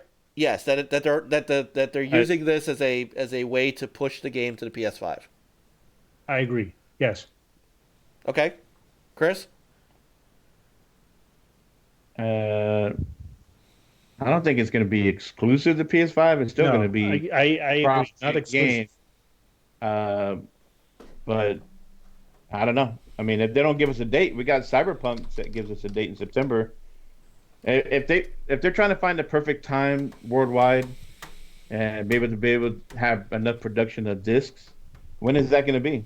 Because when we go into the summer and this COVID-19 starts winding down a little bit, the rest of the world, other countries going into the winter, it's going to pick up. So when is the perfect time? So I don't know what their move is.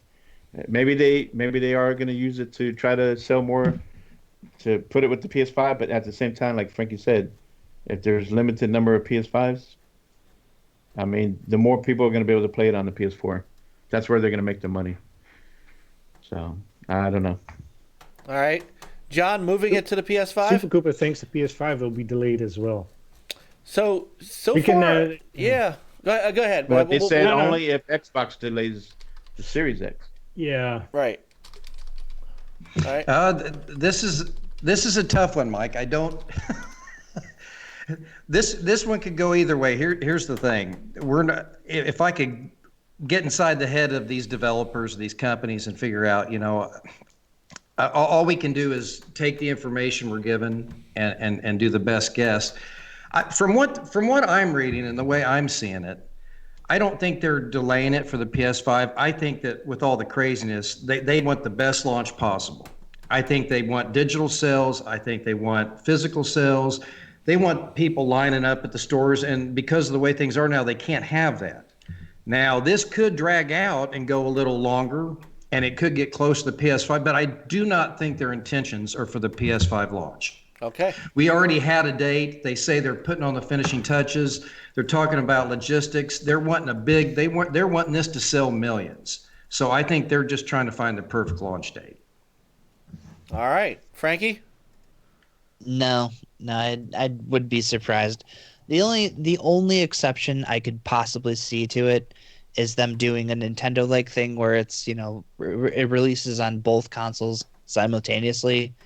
And if they want to unveil like a plan, like, hey, like Xbox is doing, if you buy this game on PS4 and you buy a PS5, you can download and play the PS5 version.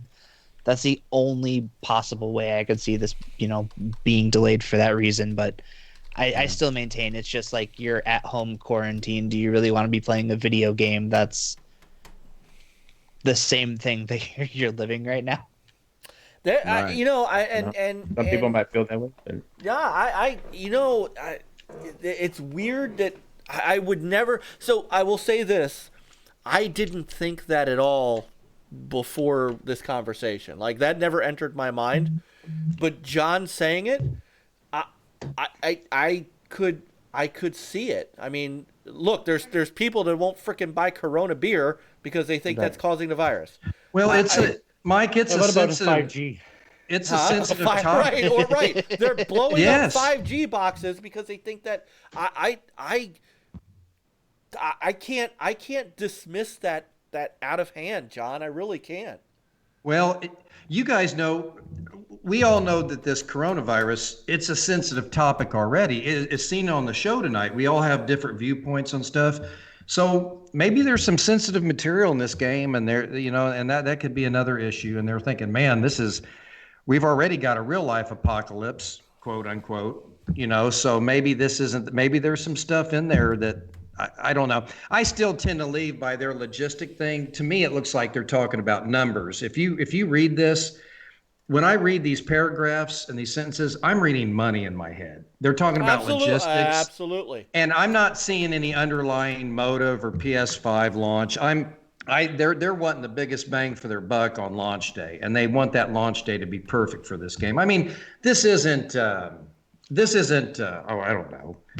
This isn't some little indie game that's coming out. This is one of their big games, and I think they're really wanting it to do well. I agree. mean, look, a lot of people claim that the first one is like the best game ever made, so They've got a lot to live up to, though. I mean, people love that first game, and they're just trying to make everything right. Because if they release it at a bad time, let's say they release it early, and the fans are happy. Oh God, we're getting our game. We're getting our game. But let's say some of the bugs aren't fixed. Let's say that the sales don't do so well. That could have a big impact on this game from the get-go. Absolutely. So maybe being patient is the best thing to do right now. And that's probably why they haven't given a date. also because they've given the game a date twice, I think. Yeah. Well, there's that, I mean, too. I agree with that. You don't want to keep on giving dates and have to Right. cross it out, and it's like, oh yeah, sorry. Well, that's the thing. You can't, once you gave a date from fall and then gave a date for spring, and then you go, well, you know what? Screw all you folks who are waiting on this game in April or May. We're now targeting the new console. I don't think that would fly with the fan base. Now I know. Look, De Niro is kind of saying the opposite. He's saying, I think it's an all-around win-win. Launch a long PS5, sell millions, tout numbers sold. It's all PR too. Sony loves selling consoles. There's an argument to be made for that, but you have promised this to PS4 owners with the idea that you were targeting their console for development. I mean, that is what they said. We talked about John, you weren't with us at the time. We had a conversation about the difference between Xbox kind of starting high with their development and scaling down, and the PS4, Last of Us 2, starting down and trying to scale up, and who had the right idea. So you can't keep telling PS4 owners this game is for you, and then just go, oh, well, it's really actually going to be for the PS5, and if you want the best version, you're just going to have to buy that. I think that's a mistake. I mean, even if it's the exact same version, the PS5 version will be better just due to loading times, etc. So your experience will be faster and more seamless. Here's the thing with me, whether it's an Xbox game, a PlayStation game, or a Nintendo Switch game, I would rather these companies launch the game when they want to. Sometimes us as gamers, we get all excited about these games.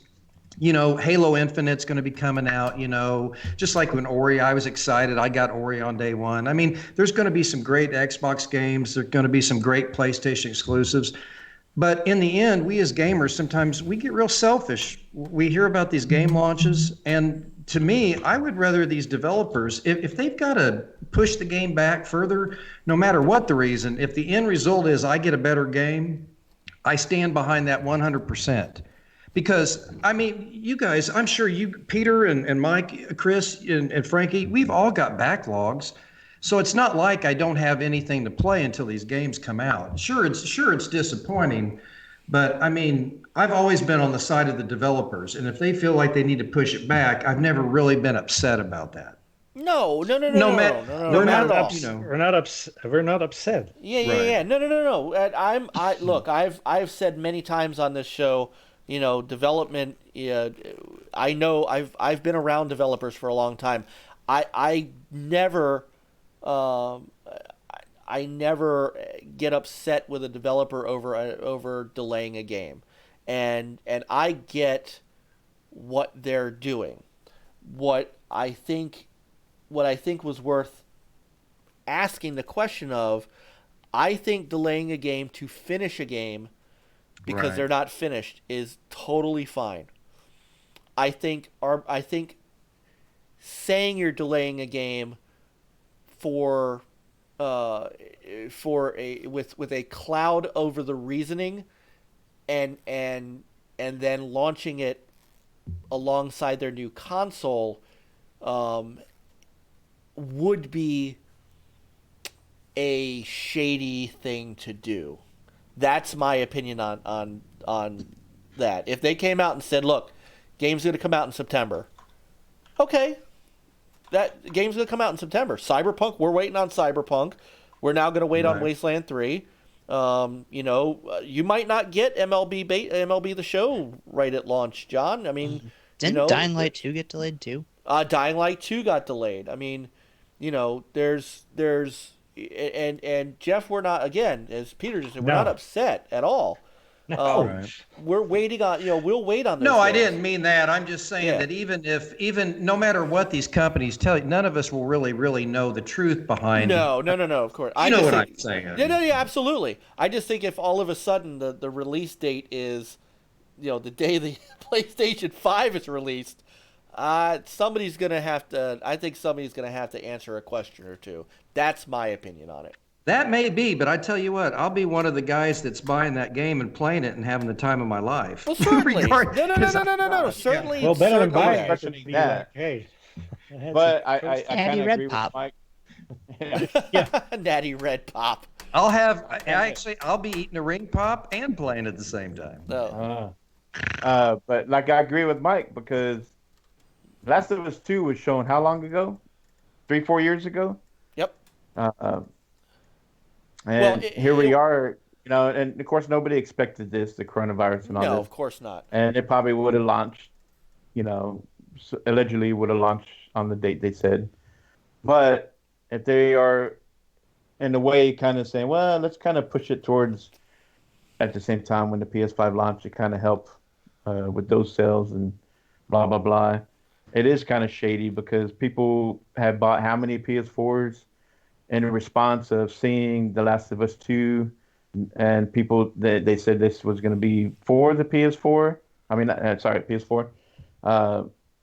It just, you know.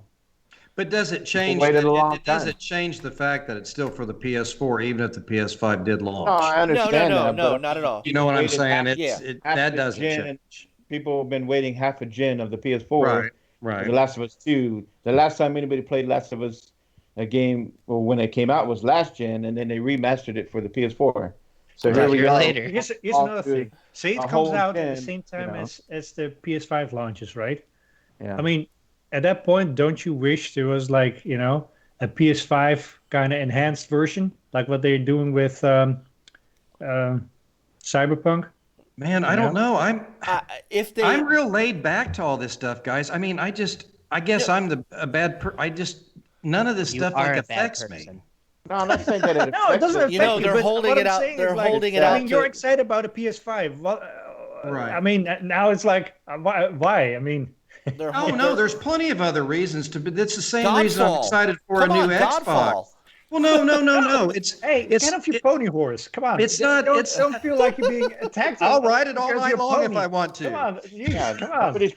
nobody's questioning Here's the the thing. enjoyment of these games. I'm excited for these console launches, no matter what games launch. Right, but that's Now, not I'm the excited question. for the Xbox But Series that's- X. But, But that's if not you- the- if you had but a that's not the choice, question. Now, Bring- am I a bring pony a if I ride PS4? around on my horse and I'm holding the Xbox Series X? Or are you That's guys not- going to give No, me only when you're How come? Okay, How come? just How wanna come I know. ask a question and we right get around off with on a this bit of- tangent? Jesus. ring pop in your Right? mouth. Right, that's fuck not the is question. this? Whatever happened to just me being able to go out and be excited Our about ring this pop. You console? can. That's not nobody. Yes, you can buy your Jesus ring pops Christ. all day long. What we're Apparently, discussing. Walmart, they come in bulk. Yes. What? All right, we're- damn The Last of Us 2. Those bastards, they're not giving me my game when I want. I'm not Fucking getting their shit. effing console. Oh, my yeah. God. Is that So, is no. that the reaction people So- want me to have? No, nobody's we saying don't- that. Nobody's saying that. I am. I don't know. This is your I'm tangent, John, I'm not a ours. pony. I know, but why am I a pony? Because I'm excited Because- about a console, Because regardless Peter of what is happens. teasing you, game. like he always teases you. He's Like baiting he you. teased He's baiting you. Like we teased you over the because we love you, John, and we're You teasing guys you. know that I love you. You guys know I'm not a pony. I'm gonna Look, have no. both consoles in my I am. hand. This I isn't- know you this will. is not I'm gonna plug in about my that. Xbox. Well, my Holy only thing fuck. was like, if you had a choice, my playing God. a PS4 version on your PS4 or a PS5 enhanced version on your PS5, what version would you play? Peter, You I'm know- going to answer your question the way that because you and I are on the same wavelength with this idea here. Oh. I'm playing whatever version is later because I'm going to wait until they patch and fix the game until it works. There you Right. There you go. So no, look. Oh my God. The only point to this is that unlike Ghost of Tsushima, that's still coming out in June. Oh, they'll Unlike- play it. Unlike Wasteland that gave a date, Right. unlike other games that Cyberpunk. So take Cyberpunk out of the equation for a minute because Cyberpunk was delayed before COVID. Before I've got we a even knew what good COVID. comeback for all you guys, though. So, but hold on, because the comeback is going to have nothing to do with the point I'm trying to make. Yes, it does. Yes, it does. I Yes, bet it does. doesn't. I bet it guarantee. does. Oh, Jesus. Point Shut up. is, the point Starting to is, sound like Toby Maguire down there in the corner. Put a ring pop in your mouth, goddammit. the point is that PS4 gamers were sold on this game coming out in the spring. Now, Right. obviously, there are circumstances beyond the control of Naughty Dog, and you cannot fault them for delaying the game. Nobody in this room or on the chat or in the known universe that has any kind of functioning brain is upset at Naughty Dog for delaying the game. It is the right thing to do. or do we have a problem waiting till the game is out? That, right. What I'm saying but is, I must say that Okay, there go are some ahead. people that bought a PS4 just for this game. yes, If it would come out at PS5 launch, and they were also want to have a PS5, then they might righteously be upset. I can't Right. feel sorry people that waited 7 years to buy a console. well, I'm sorry, whether it's a PlayStation or Yeah, Xbox. yeah. If, But if you there's waited some people that 7 bought it years for to buy a cost. console, Sold it I'm again sorry. and You do know, you know Here, why? just bought it on you. Wait. Do you know why the PS2 sold as many consoles as it did? Because a people lot were, of people bought them. and they were buying them. They were buying That's them it. well. A lot of people right, bought them. because they were selling well through the first 2 or 3 years of the PS3 launch. People Right. were still buying PS2s when the PS3 was out. It took until it took a $199, $799. exactly, and it Yeah. took. Well, it yeah, and they've took got a until- 360 in between, so Yep. that pushed the And let me PS3 out tell you, even farther. the Xbox 360 was still selling until both Microsoft and Sony simply stopped production of those consoles. So there are people that are buying this, and look, the thing about the PS4 and the thing about Sony's first party games is they are spectacular games. So I never noticed the difference between that I didn't have a PS Pro to play God of War. It was phenomenal. Horizon Zero Dawn, phenomenal. These Uncharted 4, phenomenal. These games are Uncharted. Frankie, there you go. Just There we for go. you, Nailed it. Uncharted. Uncharted? It's a long tartar standing. sauce. Yes, it's a long standing joke. Konami. But my you told gamers that the game was coming out in the fall. Then you do what you did with a lot of your other games. You said, well, it's going to come out in the spring. Okay. COVID-19 comes along and games are getting delayed, and you have to understand that. And I don't again, nobody blames them for that. But One thing I love about this is how Yes. much people are talking about The Last of Us 2. This is great. Well, I mean, hope- this is well, awesome. look, Hopefully man. it's not This The is- Last of Us, though. There's a lot of buzz Yeah. going around about this game. So no matter what they do, this is obviously causing up a stir. So Well, this is sure. going to be great for game sales when it launches. Well, sure.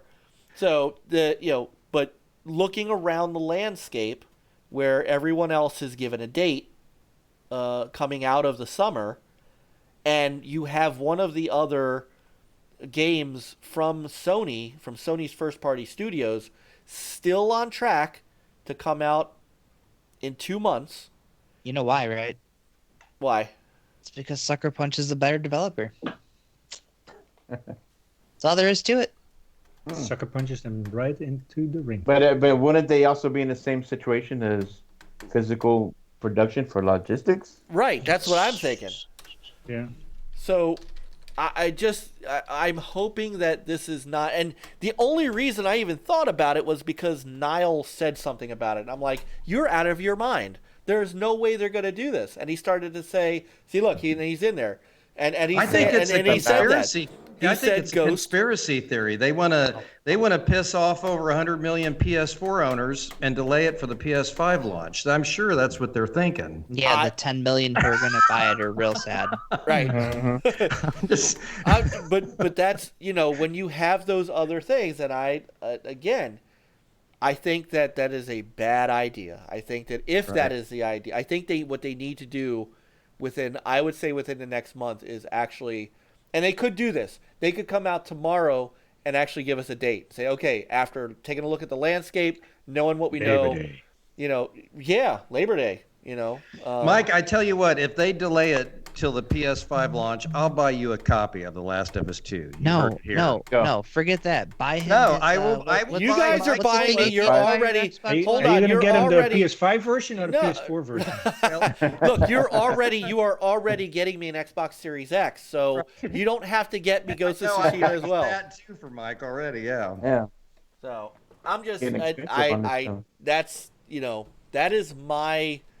I just don't think that is a good idea for Naughty Dog to do. So that's right, and you're buying me a receiver to go along with my Xbox Series That's X. what it was. So Good. right, God. so what's I already another? I already gave you a down payment. Damn it. Yes, you I'm did. down. I love you, man. You're the yeah. Now, Oh no, well, I want to say one thing too is that a lot of these games being delayed. I think it's a shame, and I think it kind of hurts the developers and publishers. So if they're not selling these games, at least digitally, right? Because yeah, they're going to lose money, physical sales, but at least they can bring in some money for the employees to, during these times where they can get some money. Because let's say, once they're done working on these games, what if things get worse? I mean, and they can't go to work. So, I That may the be money the case coming in, now. That may be money why coming there's in from these games could help, kind of. I got one more thing I figured I should throw into this since nobody seems to talk about it, but everyone's like talking Okay. about The Last of Us 2. Iron Man VR also Yep. got dropped. yes, it So did, and as did Iron Marvel's Man Avenger. VR is not being delayed for the PS5, so That one just gets canceled. yeah, but I mean, but Niles talking about how it got pulled off the store. So did Iron Man VR. Like, it did not get delayed and pulled off the store because it's getting pushed to PS5. That's not going to happen. Yeah, I just don't think that is the. I think that would be. I think from a PR standpoint, that would not be a good move. I just don't think that is how, again, you told people, you told people May 29th, and, I could see, again, they could come Look out how next many week. games slid into that date the second they abandon it. Oh my God, yes. So, you've got a few games coming out that day because it was that whole remember that whole last February where like 4 games were launching on the same Every day. week. Right, Crackdown was one of them. So Yep. So Hey, I know what The Last of Us 2 it's getting delayed or doesn't have a date. It's going to launch at the same time as the PC version. Think about it. Oh, That's the race right there. Now you're on to something. Yeah. Uh-huh. Funny. Together with all the other ones. Hey, that you were want listed everybody on to there. enjoy the game, right? You Yeah. want everybody to enjoy the game at the same It's time. multi-plat. It's going to release Well. on everything. I've got some philosophies on that idea too. They don't involve ring pops, do they? No. No. Now, Iron Man's not a big seller game, but why did it get pulled off the store too? I don't know. Weird. Yeah. That's Right. There's no logic behind that. No, there's no. Oh, logic and behind it. Dinero, Ghost is not gold yet. No, not yet, but it's probably going to go gold probably the beginning of the month of May. Still silver. Yeah. But that could still get delayed too, right? I mean, because they're saying June, but let's say we go into May, we're still having some shutdowns in May. Things are still not getting back to normal somewhat, and they can come out and say, "Well, we're gonna have to delay Ghost of Tsushima too." Chris reminded me of something I wanted to talk about real quick, Mike. I'm sorry. This is kind of along the same lines as the Last of Us 2 of these games. Now, when we had Tommy Tallarico on our show a couple episodes back, he was talking about don't be surprised if some of these console launches are maybe delayed or they have minimal console launches on the launch date. Well, he went on so far as to say bet on it. So let's compare these console launches to this Last of Us 2 game. It's kind of the same thing. Do you guys, what's your feelings on? Do you launch the Xbox Series X and do you launch the PS5 knowing that it may not sell well and that you've only got limited copies, or do you push it back to a date that you feel as a company would be a better launch date? It's the same thing as the game, The Last of Us 2. Launch now. You get what I'm saying? Because they've been talking about the launch dates. They're going to launch. They're going to launch. They're going to launch. Yeah. Do you feel what if they've only got so many consoles let's say that the numbers are real low. Like there was a That's what- Bloomberg that's what report. Sony already said they're gonna have low launch numbers, but Right, they're and still there was- launching this year. Right. But would you rather them push it back, or would you rather them have, I mean, as if you were a company and you're launching something, what would be the best? I don't think they care because if they're limited, they're gonna sell out. And console launches are already Yeah, and look at notoriously. Nintendo. They've been Yeah, doing that that's- strategy for Yeah, many years. exactly. Low inventory and it Ah. sells like hotcakes. But what I'm saying is you guys aren't going to be mad at them or nothing. It's just going to be either you're lucky enough to I'm get a gonna be console furious. or you have to wait. That's what I'm saying. You know what I So I don't pissed. care. I'm going to be playing my Amico on October 10th, and that's all I care about right now. We didn't even, speaking of Nintendo, we didn't even talk about the new update that lets you map the buttons now on the Pro controller and the Joy-Cons. Yeah, And it let was you- in 2020. Yeah. Bad time. Except with Animal Crossing, I'm so used to pushing the buttons, I don't have to think if it's. Oh wait, that means A or I can B or- actually like remap everything so that Yes. the B and A buttons Yeah. make sense It'd now. be more Yeah. like Xbox. And you've got five different It's a Western five different layout. settings you can have. You can have five different layouts per console. So you can set up five different ones. The way I wish you it was like. per profile though. I do too. I do too. Once again, Nintendo. Nintendo Too does some far out of weird the box things. that they lose track of who's playing the box. No trophies, no achievements, Yeah, but it's restricted like- online. It's really meant for one player per device. right. I mean, I'm glad you can have two Nate's profiles. a millionaire now. Yeah, right.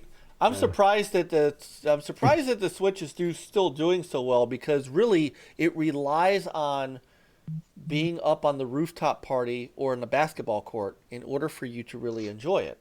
I think sells on hype on being As long as you're sold 6 out feet and all that apart, stuff. you're okay. You know, the People problem can is have it, they I can love the Nintendo games, but I agree with Peter, man. They're so far back in the dark ages with some things that they should have for that console that it's to the point to where I mean the nostalgia is only going to last so long and they need to get things up to speed. There's just some things that their consoles need to have. That's They're getting a Crisis remaster. What more do you want? Right. I think it's going to look like a they- Roblox remaster. I mean, they got I scaled I don't think it's going to look anything like Crisis, especially if you play it on your television. No, Like- they're just like- they're gonna port the one that's on the PS3 and 360 to the Switch. Like- that's gonna be their remaster. Well, like Panzer Dragoon Remake, it looks great on the handheld. But the minute you put on your television, I don't know what the resolution is, but it looks horrible. I mean, it looks okay, but let me put it this way: the Saturn version is comparable to the Panzer Dragoon Remake on the Switch, and that's going back to 1995 when that game launched. So I mean, it looks great on the handheld, but when you put it on a TV screen, it doesn't look so hot. And that's comparing it to a game that was back in 1995. Nate, we're already gonna remember this show. Yeah. And I'm not dogging on Nintendo. I'm just saying, they've got a gold mine in their hand. If they would just like, They already have a gold mine in their hand. Well, that's just it. They really do. It is, but it's not going to last forever. That's what the new Switch is for. It won't. I mean, look how many Right. people have bought the Switch and like turned them or sold them back in, or or don't have. Yeah, like Nate. Yeah. Fucking Nate. Nate. I'll tell you, man. Nate is the master. He is the Senpai. master. Yes, he's. Oh. If you want to GameStop know, owes him money. dude, GameStop. He put GameStop out of business. Let's be honest. He here. is. Yeah, He's he's chugging taking away at Amazon now. He- No, he kept him He's in taking- business. I don't know, I'm man. telling you, He's- if Switch has Crisis, they're going to look like Roblox figures. They're going to only have half the loadouts. You're only going to have half the maps to play on. There's not going to be any sound. I mean, I'm telling you. Well, did Crisis One even have? Maybe it did on PC, but I know like the console port didn't have multiplayer. I The don't first know. one. no idea. You know, Switch will be great once it gets like xCloud on it. And I can stream it from There my you local go. console onto my Switch. There you go. What's up, Starbucks? So, for the purposes of covering Nintendo, which we don't Hey, often there's get there's to do. Supersonic. Yeah. Hey, there he is. Did you get your Television Master Race? There we go. Did you order your Amico yet? Did you watch the show with Tommy Tallarico yet? I gave you this. I gave you the link. Dang, So- where's my? What's up, Let's wait Skeletor? for his answer. Let me find the kick button. Ah. Nate said, He I didn't get the gave it link to yet. you. I check your Nate. DM. Damn it! It's All right, I'm the DMing it to Intellivision Liz. amiibo. I'm Epo. Stop. Stop. Don't confuse the poor man. The Nintendo Amico. Z Black said Sonic's waiting for the Intellivision VR. So all right, so I'll go over the patch notes because this helps us talk about Nintendo for a minute. The official patch notes added a bookmark feature to news. Woohoo! Woohoo. This feature allows you to bookmark your favorite news items. A maximum of 300 news items can be bookmarked. An internet Why? connection is required to view bookmarked news items. New Is your phone required for that internet connection? Yes. News Internet items and your internet and your cell phone. Yeah. That's right. News items that are no longer available cannot be viewed, even if they were bookmarked. All right. Does it automatically take them away or still use up your 300? That's a good question. Knowing Obviously, it's Nintendo, going to still use up your 300. All right. Yeah. It'll add a slot. Users can now Nintendo. transfer downloadable software, update data, and DLC from the system memory to an SD card, and vice versa. Wow. I know. This is Yeah. like 21st century Really? shit. But you can't Really transfer. figuring it out. You can't transfer updates or save files. You can only transfer the game. It's Right. kind of So- it's like real minimal. It's like a So- week update. Right. Yeah. Note that save data and some update data cannot be transferred to an SD card. What's Note. up, Dreadpool? probably Hey, pretty Dre- much all Dred was Nintendo in here earlier. first-party games. Added an option to remap the controller buttons. Analog stick and button configurations can now be changed for each paired controller. Custom configurations can be saved as favorites in system settings, controllers, and sensors. Custom configurations are stored on the Switch system. Configurations can be customized for the following controllers: Joy-Con left, Joy-Con right, Pro controller. Button configurations can also be customized for the Nintendo Switch Lite system. This feature is not available for other controllers, so I'm guessing not the NES the NES Pro. Classic controller. Yeah. No, probably the other third-party ones. So on each system, up to 5 favorite custom configurations can be saved for Joy-Con left, 5 for Joy-Con right, 5 for the Pro controller. 5 configurations can also be saved as favorites for the Nintendo Switch Lite. Other things. Added a new section in user settings for play activity settings. The options for display activity 2 and delete play activity have been moved from friend settings to the new play activity area. Select 6 new items from the Animal Crossing New Horizons game for your user. So now there's new Animal Crossing user profiles. Sorry, Peter. He's And general system stability improvements to enhance the user's experience. right. Ring pops for everybody. Yes, ring pops. I'm for telling you right now, I'd rather have a cardboard ring pop. I'm telling you. I love Nintendo, man, but it's getting harder for me I've stayed with them and I've supported them. And they do sell well, and it's because of the nostalgia in their games. But man, there's some things that they're missing an opportunity to push their console forward, man.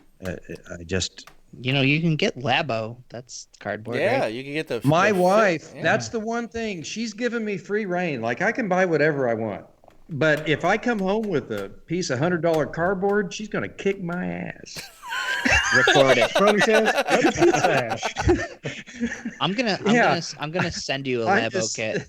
Yeah. They were on sale. I don't know if they still are. I thought they were on clearance for like $10. I Yeah, I something cannot like buy cardboard right now. Not with the apocalypse and everything. Make a Labo mask right now. All right, Supersonic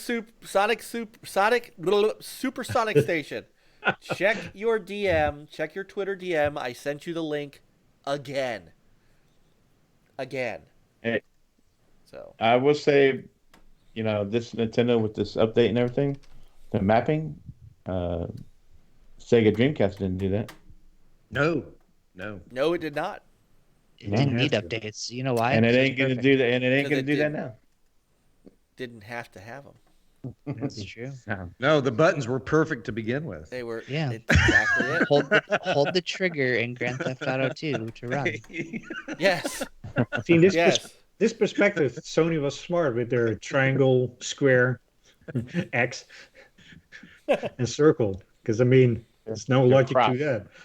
Not the X, it's cross. Whatever. If you think about all these controllers, even the Xbox Duke, remember, they weren't even circle buttons. They were like ellipses. Remember, Yeah. they were shaped. They weren't even round. They were like elliptical, kind of. Daenerys says cross, not X. They were Halo. De Niro's Remember, right. remember Blinks though? I What a love great Blinks. I love I don't Blinks. think I've ever played it. It's back. It's back compat too. It is. What about the roller balls, man? That was my favorite controller. These just felt good in my palms. Yeah. They usually do. Oh, you're sucking on the ring. Oh my god. Oh my god. Sounds like a show. Yeah. Yeah. Oh my god. Look at Mike. He's starting to lose it. Hey, I lost it 2 hours ago. First 5 minutes. 10 maybe. All right. My last thing that I had, we got to get some Amico news in because we love All the Amico, and damn everybody who doesn't like us for it. oh, real quick, Super Sonic Yes. just reminded that we got some NES games on the Xbox, like Double Dragon. Yeah, what the hell happened? How was River that? City. How did that happen? They're on everything. Arc System Works is publishing them. Ah, that would be why. Yeah. So, but are they NES ports or are they just kind of remasters of the games from? They're just ports with the fancy borders like you would expect. But they are Nintendo. They're the NES versions. Mm-hmm. Because I heard River City Ransom was Yep. one of those. Yep. Double. All right. I think all three Double Double Dra- Dragon games. Yep. Yeah, there's So- a couple more. But, Yeah, yeah, I'm not- 'cause when I was Arc- looking at the PlayStation release list for this week, that's like all it was all these old NES games. I was like, what the fuck is this? I'll tell you, Arc System Works has a bunch of stuff that you don't think about. Like remember, like you missed it when we were talking to Michael Herman from Retrosoft Studios about Retromania, and he was talking about getting the Matt Mania Challenge license. That was Arc Softworks too. I thought Hamster on that. No, because hang on, Matt Mania, because we were talking about because I was surprised when he said that he had gotten the license from it because so they published it a while back, but it's currently owned. Hold on, Yeah, because I thought Hamster did an Arcade Archives for. they Matt did, Mania. but they're not the current owner of the Oh. license. I'm not buying them unless they're 8K, 120 frames per second with variable rate shading. They are with your imagination. Perfect pixel ray tracing. That's Yes, right. perfect Perfect. pixel. Right. Oh my god! All right, so I wanted to get a little television news in. So as you guys know, we've now moved into we've moved from the Founders Edition stuff to pre-orders for the VIP edition, and Tommy came on and gave us a little insight onto the onto the what you get in that, and I think so you, Chris, ordered a VIP edition, right? Got that hot black Yes. one. Yeah, what Black color did carb- you get? Did you get the carbon black? Yeah. Mhm. And so we know Jay ordered one, and we're working on Sonic. We're gonna get him on one. So they announced that they have actually gotten 10,000 pre-orders for the VIP edition. Wow. That is let me tell you, for a console that is not one of the big three, and it's geared towards, that in-home experience, the play together kind of thing, all those things that we're loving about the system. Apparently, we're not the only ones. And so, 10,000 pre-orders on this thing, I think is a damn fine accomplishment, considering that, again, they haven't even marketed this thing yet. Like, the only people who really know about this are people who watch our show or have seen him on other, other shows and doing interviews and stuff like that. So he has gotten 10,000 pre-orders almost literally on word of mouth. That is freaking amazing, if you ask me. I mean, I'm very impressed.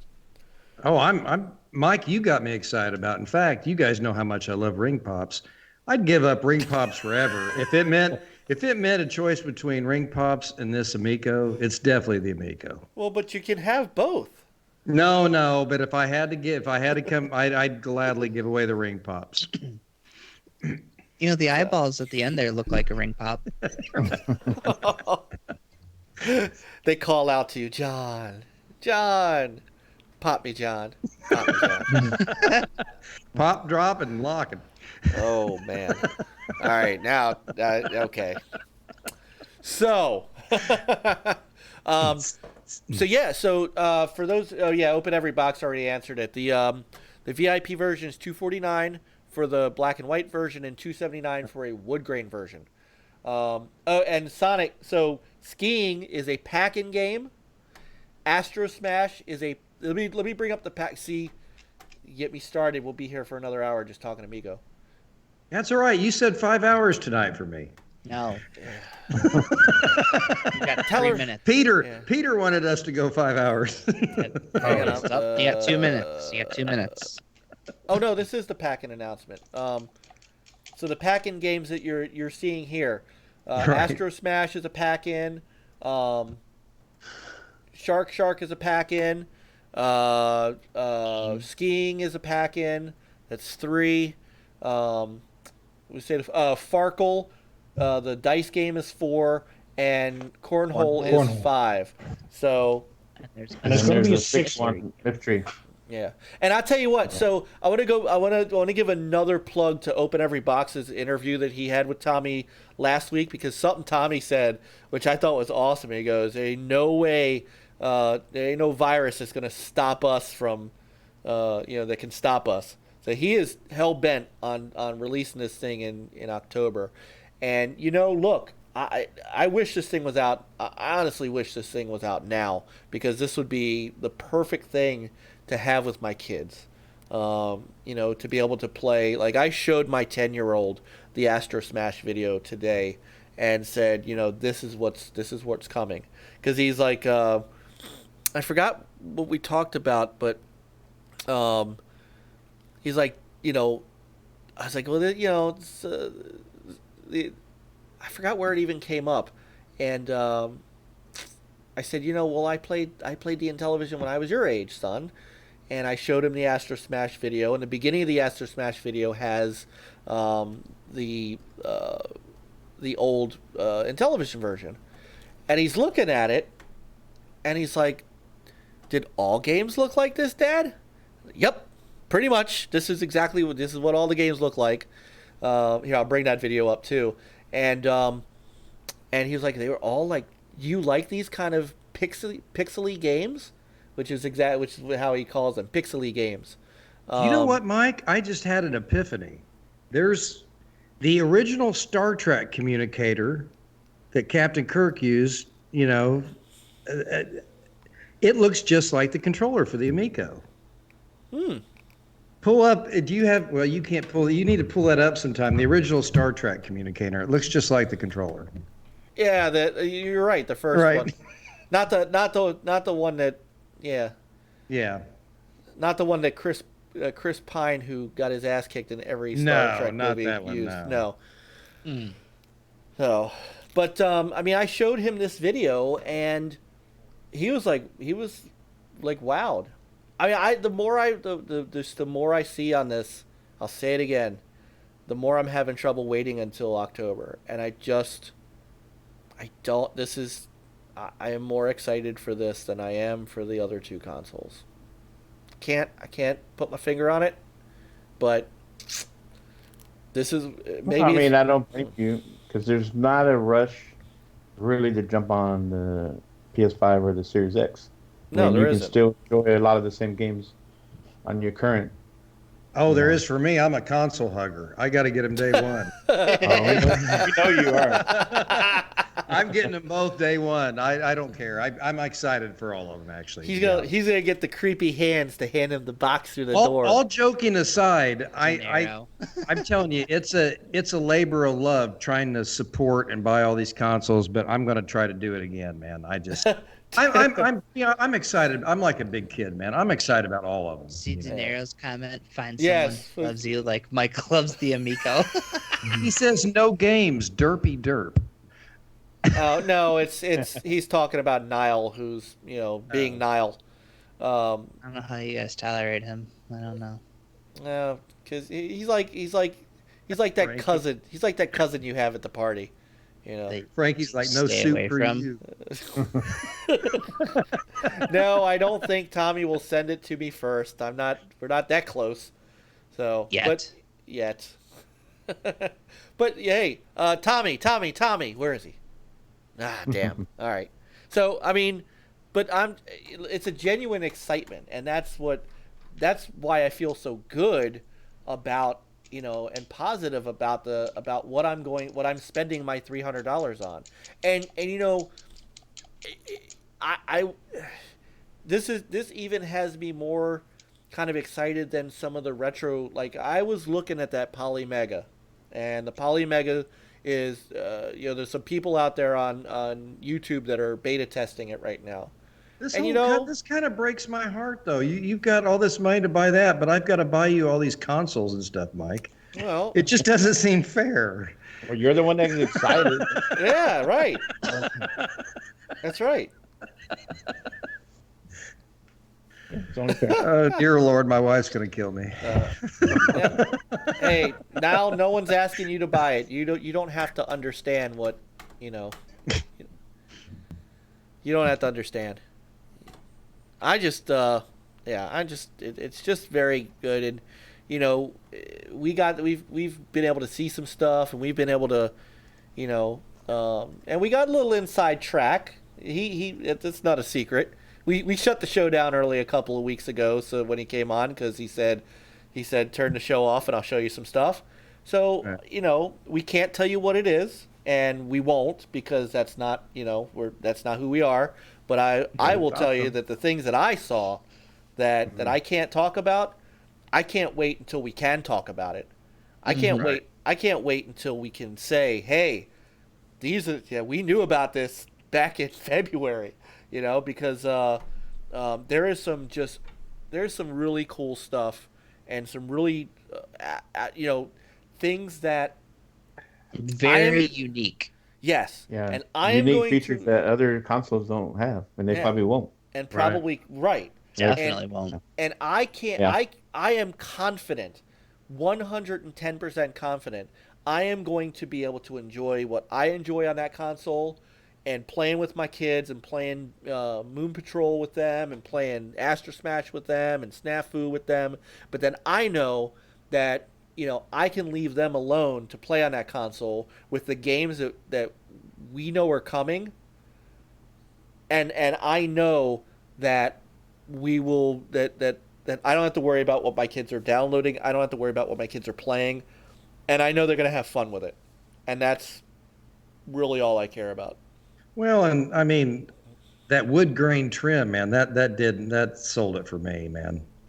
That reminded me of the old-fashioned station wagon. When I saw the wood grain trim, I was in all the way. Just like that ring pop. That's right. Hey, with that controller, you can play one-handed, so I can have a ring pop. I could have a ring pop in my mouth, maybe two controllers at once. Who knows? Sky's the limit. Real pros can do two ring pops. Right. We know that Mike's now, shaking his now, head. He's like, "Damn it, Frankie." now, and like some other like there was a guy in the when Tommy was on with the guy from Hawaii, his podcast. Someone's been going trolling Tommy about saying that the Amico's just they're mobile games, which we all know That's not true. not true. No. And it's like now one thing too about there's a lot of these games that came out on television. A lot of us haven't played either. I've never played, or a lot of us haven't played since then. That these games are being refreshed. They're being brought updated, and they look great. And being some innovation that's being. You got a lot of these older developers, and I'm sure they're recruiting some young developers to work with them, and we're going to get some unique games that are going to be on the Miko that are not going to be on the other systems. Because Sonic, look at Super Sonic. He's going to start a GoFundMe because he needs this. Hey, Sonic, I'm going to show you the Missile Command video real quick. See, It's essential. Chris is right. Fastback, you're awesome.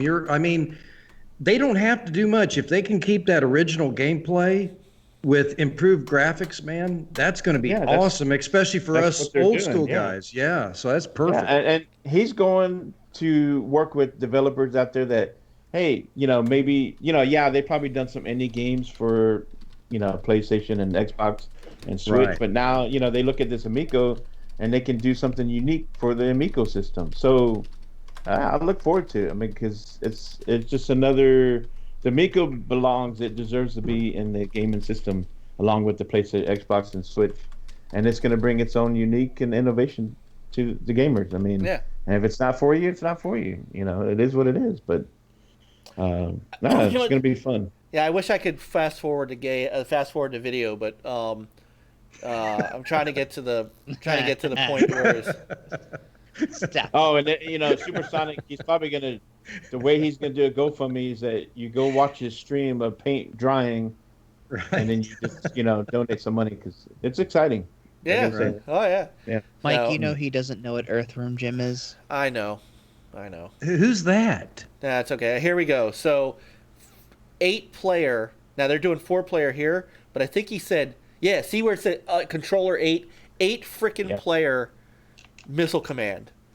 Where part of where some of you could be the defenders, and someone could be your firing the missiles from top. How is that not a fucking phenomenal idea? It's awesome.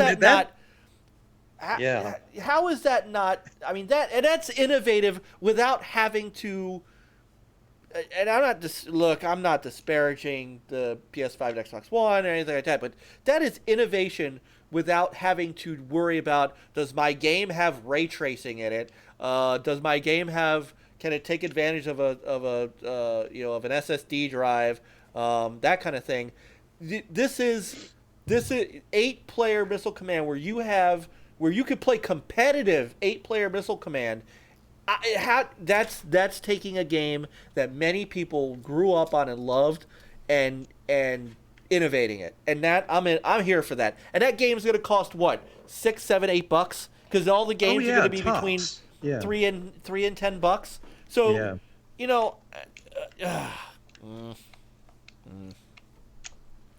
I'm just waiting for the actual game. Yeah, I'm waiting for the actual game. Just tell Niall, look, Niall, we'll do a. And look at the screen of the controller. I know. Yeah, I'm telling you, that's the Star Trek communicator. It does kind of look like it. I mean, it does kind of. It's badass. That's all I know, and it reminds me they kept the old look, but they revamped it, and it's awesome. Right. They kept the spirit of the original controller. Right. And made the improvements, because Tommy, he complained about the old controller, especially the Intellivision 2 controller. So I remember that. If you've got the guy who has that much experience, knowing what it was like to play on that controller, and no game ever lets you turn that controller sideways, none. Mm-hmm. Yeah. Call me a shill. I don't care. You call me a sellout. I'm fine with that, because I am a firm believer in this product. I am a firm believer. I mean, we don't even look. We don't even have to have the audio on, and you can see like the energy that he's putting into just showing you how the controller is going to play in the game. You're a console hugger, Mike. He's a Miko hugger. He's an Amico hugger. All right, Yeah. sell us out to them credits. Oh. Yeah. I know. I'm just waiting. I just want Sonic to see this. Here, look at it. Shields active. I mean, look at that stuff.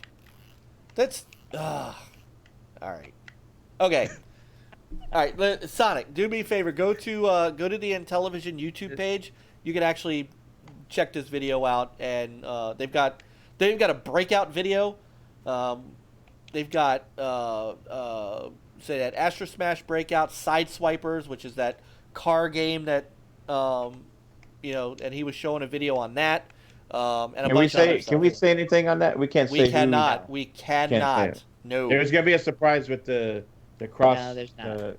There's nope. Nope. No? We have nope. Nothing. Thanks a Nothing. lot, Frankie. Nothing. Yeah. I was excited.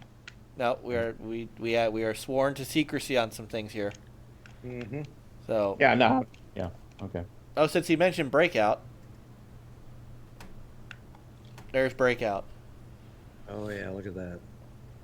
Yeah, and this is where we were. I remember where we were talking. It's about like some- reverse Tetris. Yeah. So Build them up, break them down. Yep, being able to control the ball, use how you can curve it. I mean, this is just it's simplistic stuff, you know. Yeah, it's fun gaming. Just plain fun gaming. Exactly. Yeah. Exactly. So, well, while I've got this thing, I get this video running. Is there anything else that anybody wanted to bring up this evening? Because it is 12:15, and there you go, Sideways Arkanoid. That would be a Right. great game to bring back.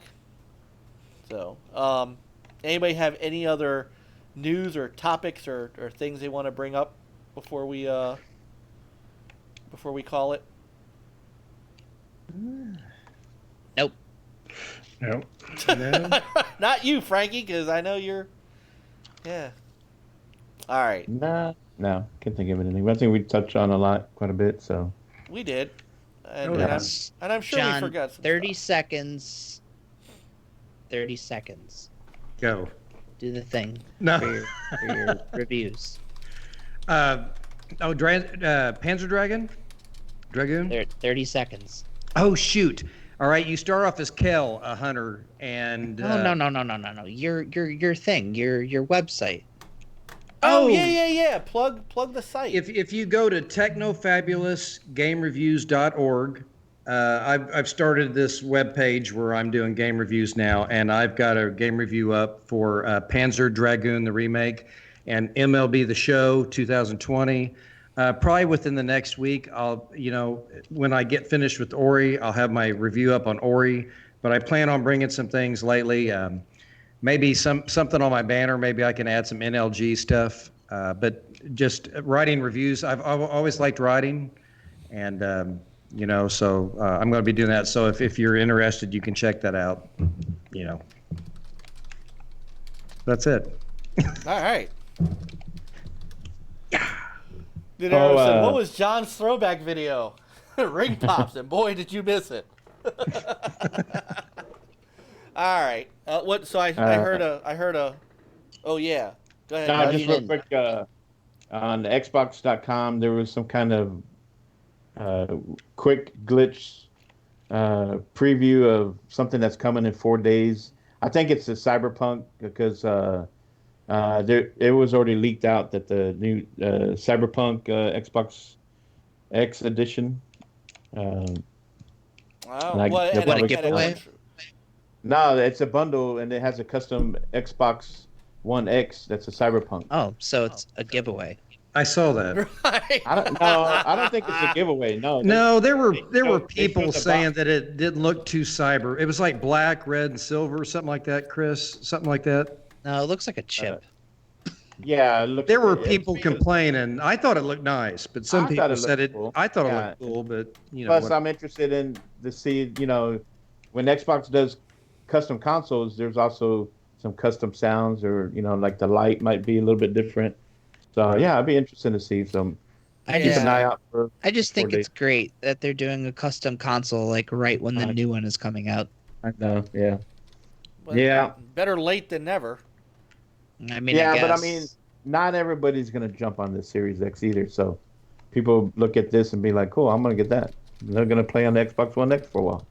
Man, I tell you what, I can't hardly contain any. I'm a console hugger, man, and these consoles are coming out, and I'm getting the itch, man. You're getting them day one.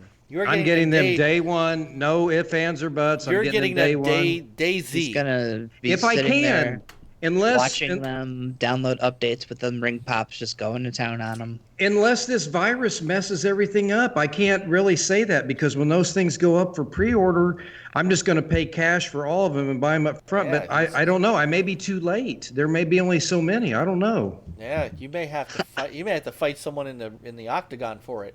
Then I'll have to pay for counseling because I'll be upset. Yeah. Because I can't go without a new console. So that then I'll have to pay for therapy. What And- What would you hug? Wait. I don't hold on. know. So if Stadia. you're limited to what consoles you no. can buy, There's have not to buy enough Stadia mics. to hug. Stadia, you can only have do to a buy little tiny mics. hug. So what happens then if you're limited to one? You have to buy mics. What happens to you? That's right. What do you mean? What Well, happens he to could me? he could come over and play mine. Well, if you I'll bring can't ring Well, buy after one you for get yourself, vaccinated, though. right. But you have to wear a mask. Let's put it this way. I'm going to buy whatever's available, and hopefully I'm lucky enough to get one of each. I got to get back at people that took all my toilet paper. yeah, get them. You got ring pop. What do you need toilet paper for? Hey, right. Supersonic asked how much the Miko was. $249 for the regular and $279 for the wood grain. And the games are only going to be between $2 and $10. I'm telling you, I put the video, I put the link to our Talarico interview in your DM, in your Twitter DM. I am very curious to hear your thoughts once you've watched that, because that man sold every one of us in this podcast on that system by being here. Real quick, since you did bring it up, I am going to show the. There Sorry, it is. well, Sorry, Frankie. yeah. So, this was the leaked controller that Amazon Canada. So this all came from Amazon Canada, by the way. What made me mad is people said, "Oh, that doesn't look very cyberpunk." I thought it looked cool, but then again, there's always somebody that's complaining about something. I mean, it doesn't. Yeah. I don't see that and think. it's Not cyberpunk. everybody can hug a console, John. Well, No. they're basing this off the character, Keanu Reeves character. So I guess if you see his character, I'm sure there's some correlation. Yeah. Right. So I still think one of the best controllers, custom controllers that I remember was the Titanfall controller. I still think that one's the best. Oh, I got one better than that. Hang on, I'll be. You guys No, wait, talk no, amongst screw yourselves. that. I'll I be got right back. one better than that. Hold on. All right, while they're doing that, because I know Frankie wants to go. Here's what the console was slated to look like. I've The Sea of Thieves. Okay, all right. Now, which one's yours? That's the expensive one. this is the Techno Fabulous laser etched create your own controller. That's boring. Oh, it's exciting. Look It's at got that. it's It glows in the vivid. It's dark. got bright colors. Oh. The screen doesn't do it justice. Yeah, Glows Frankie, in yours the is a dark. little muddled. I don't. Yeah, that's not as good as mine. No, it No, it glows is. in the the dark. my Yeah, controller's yeah, better. there it is. Yeah, Look there at it Does is. yours? No, that's not good. No, Yours doesn't Look glow in at the that. dark. no. Great. Look at that. Yours You guys looks- have laser. You guys don't have laser etching though. Yours looks like it came out of a Fisher Price box. It is looks like- because I It wanted looks to like keep- ring pops for joystick. Oh, haters! yeah. Haters gonna hate. Chris, what is the one you have? Is that Now, yeah, now what is Gears that? oh, Yeah. the gears. That's Aimed a at- that's a hot controller too. It is. It's a good. Yeah. Oh, I was. You have and to I unblur was your looking background around though, Peter. Yeah, I know. I was looking for an Elite 2 today to pick Right. one up. I can't find them. They're expensive. I guess I can get one off of Microsoft Store, but I went on Amazon. They only had them for like $400. Oh, I Good still have my God. Elite one in What's mint going on? condition. I don't know if it's a bundle or whatever. That's right. I got the basic Nate, I one. use the code. This one is still the best, though. I agree. Nate, I Hold on. used the code. I didn't realize people Which were one? paying an absurd amount of money for it. Which one, Peter? Sea of Thieves. TTs. It glows in the dark. I mean, It Yeah. glows in the dark. And then also Mhm. got the little matching stand with it. oh yeah. Look at this Elite box, though. The packaging, man, it's perfect. All right, look, we gotta go. Come on. It's like an Us SD Senchis- Lauder. us Senchis gotta get the My grandmother, she used to have SD Lauder, and these Elite controller boxes are like SD Lauder, man. And look, Oh, it's my mint condition. I still have the Elite game case. Oh yeah. Estee I mean, Lauder. you can smell the plastic when you open it because I'm a console hugger.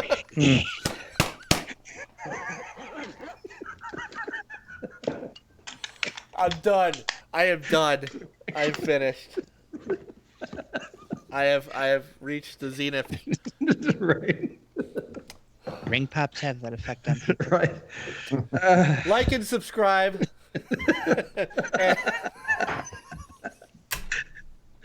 Like and subscribe our channel, folks. I don't know what to say. Just like and subscribe. Tell a friend. So hey, I want to thank a phenomenal chat room tonight. Frickin' phenomenal chat room. You guys make us every week. Honestly, I say this all the time. We could talk amongst ourselves, and do this crazy stuff, but the fact that you guys are in here hanging out with us and doing, thank everyone except for one. Yeah. Yeah. Yeah, the mobile gamer. No, we seriously, this is the reason that we're here on Thursday nights, and Peter, Chris, John, Frankie, you guys are the reason that I'm here on Thursday nights. So again, I want to, I love you guys. Chat room, I live for this. This makes me feel good. We have a good time here, and once again, Jay Williams, dude, just go back and watch the beginning of the show. I'm not going to rehash, because I'll be here another 20 minutes, and Frankie will be upset. So Yeah, I will be. Let's go. Come on. yeah, Yeah, Jay, chop, you did he an excellent says. job on these shirts. Yeah. Awesome. Thank you. So And shout out to the guys, a couple guys, E Fine and Badass Lord Tipsy said this is their first show. that's So- awesome. Oh, it's yeah, not. it is. Thank you Mario's guys been for- here before. Oh, he may have been, yeah. Well, But nah, I mean, appreciate you. Oh, man, you know, I love Tipsy, back man. up the block. Tipsy's great. He's always barbecuing. He's a Yeah. big Redskins fan, and he's always cooking something, man. He's always got Oh, something Him on the and grill. him and, Oh, him yeah, and that's right. Doomhammer. Him and Yeah. And like me, I'm- Tipsy's recovering from his gallbladder surgery not too long ago. So shout out to Tipsy, man. I hope you're recovering well. Love you, buddy. All right, so Supersonic Station is streaming paint and drying for 2 days for Amico. I'm gonna send that over to Tommy because I want him to see that. That's great. I'm gonna tell him we sold another one. We should get some royalties. I want our name on the credits of the menu. Comes up and says thank you NLG, and then comes to the Amico screen. So, but no, you guys, and I mean, it really does make us who we are, that you guys in the chat, and you're with us every week, and so we love you guys, and we'll continue. We've got some we're still working on some other guests. We're still working on other things in the hopper. I know Chris has got some things he's working on to hopefully get some cool people on, and I'm still working the phones, and we hope to have some more great guests throughout the time, especially with E3 not being an actual convention. We might get some people who might get on here and do some talking to us. So for everyone here at Next Level Gaming, thank you guys so much. We love you. We will see you next Thursday night, 9:30 Eastern Standard Time. And man, play on, gamers. Have a great weekend. Come on, guys. Game on. Adios. Frankie, you gonna say goodbye? Do we have music to talk over now? We do. Hell yeah.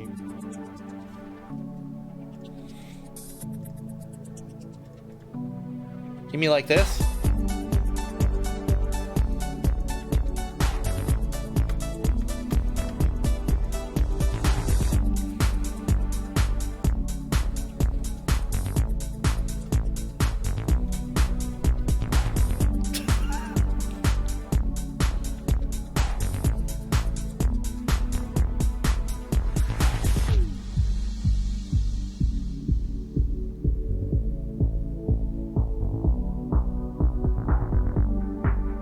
Yeah.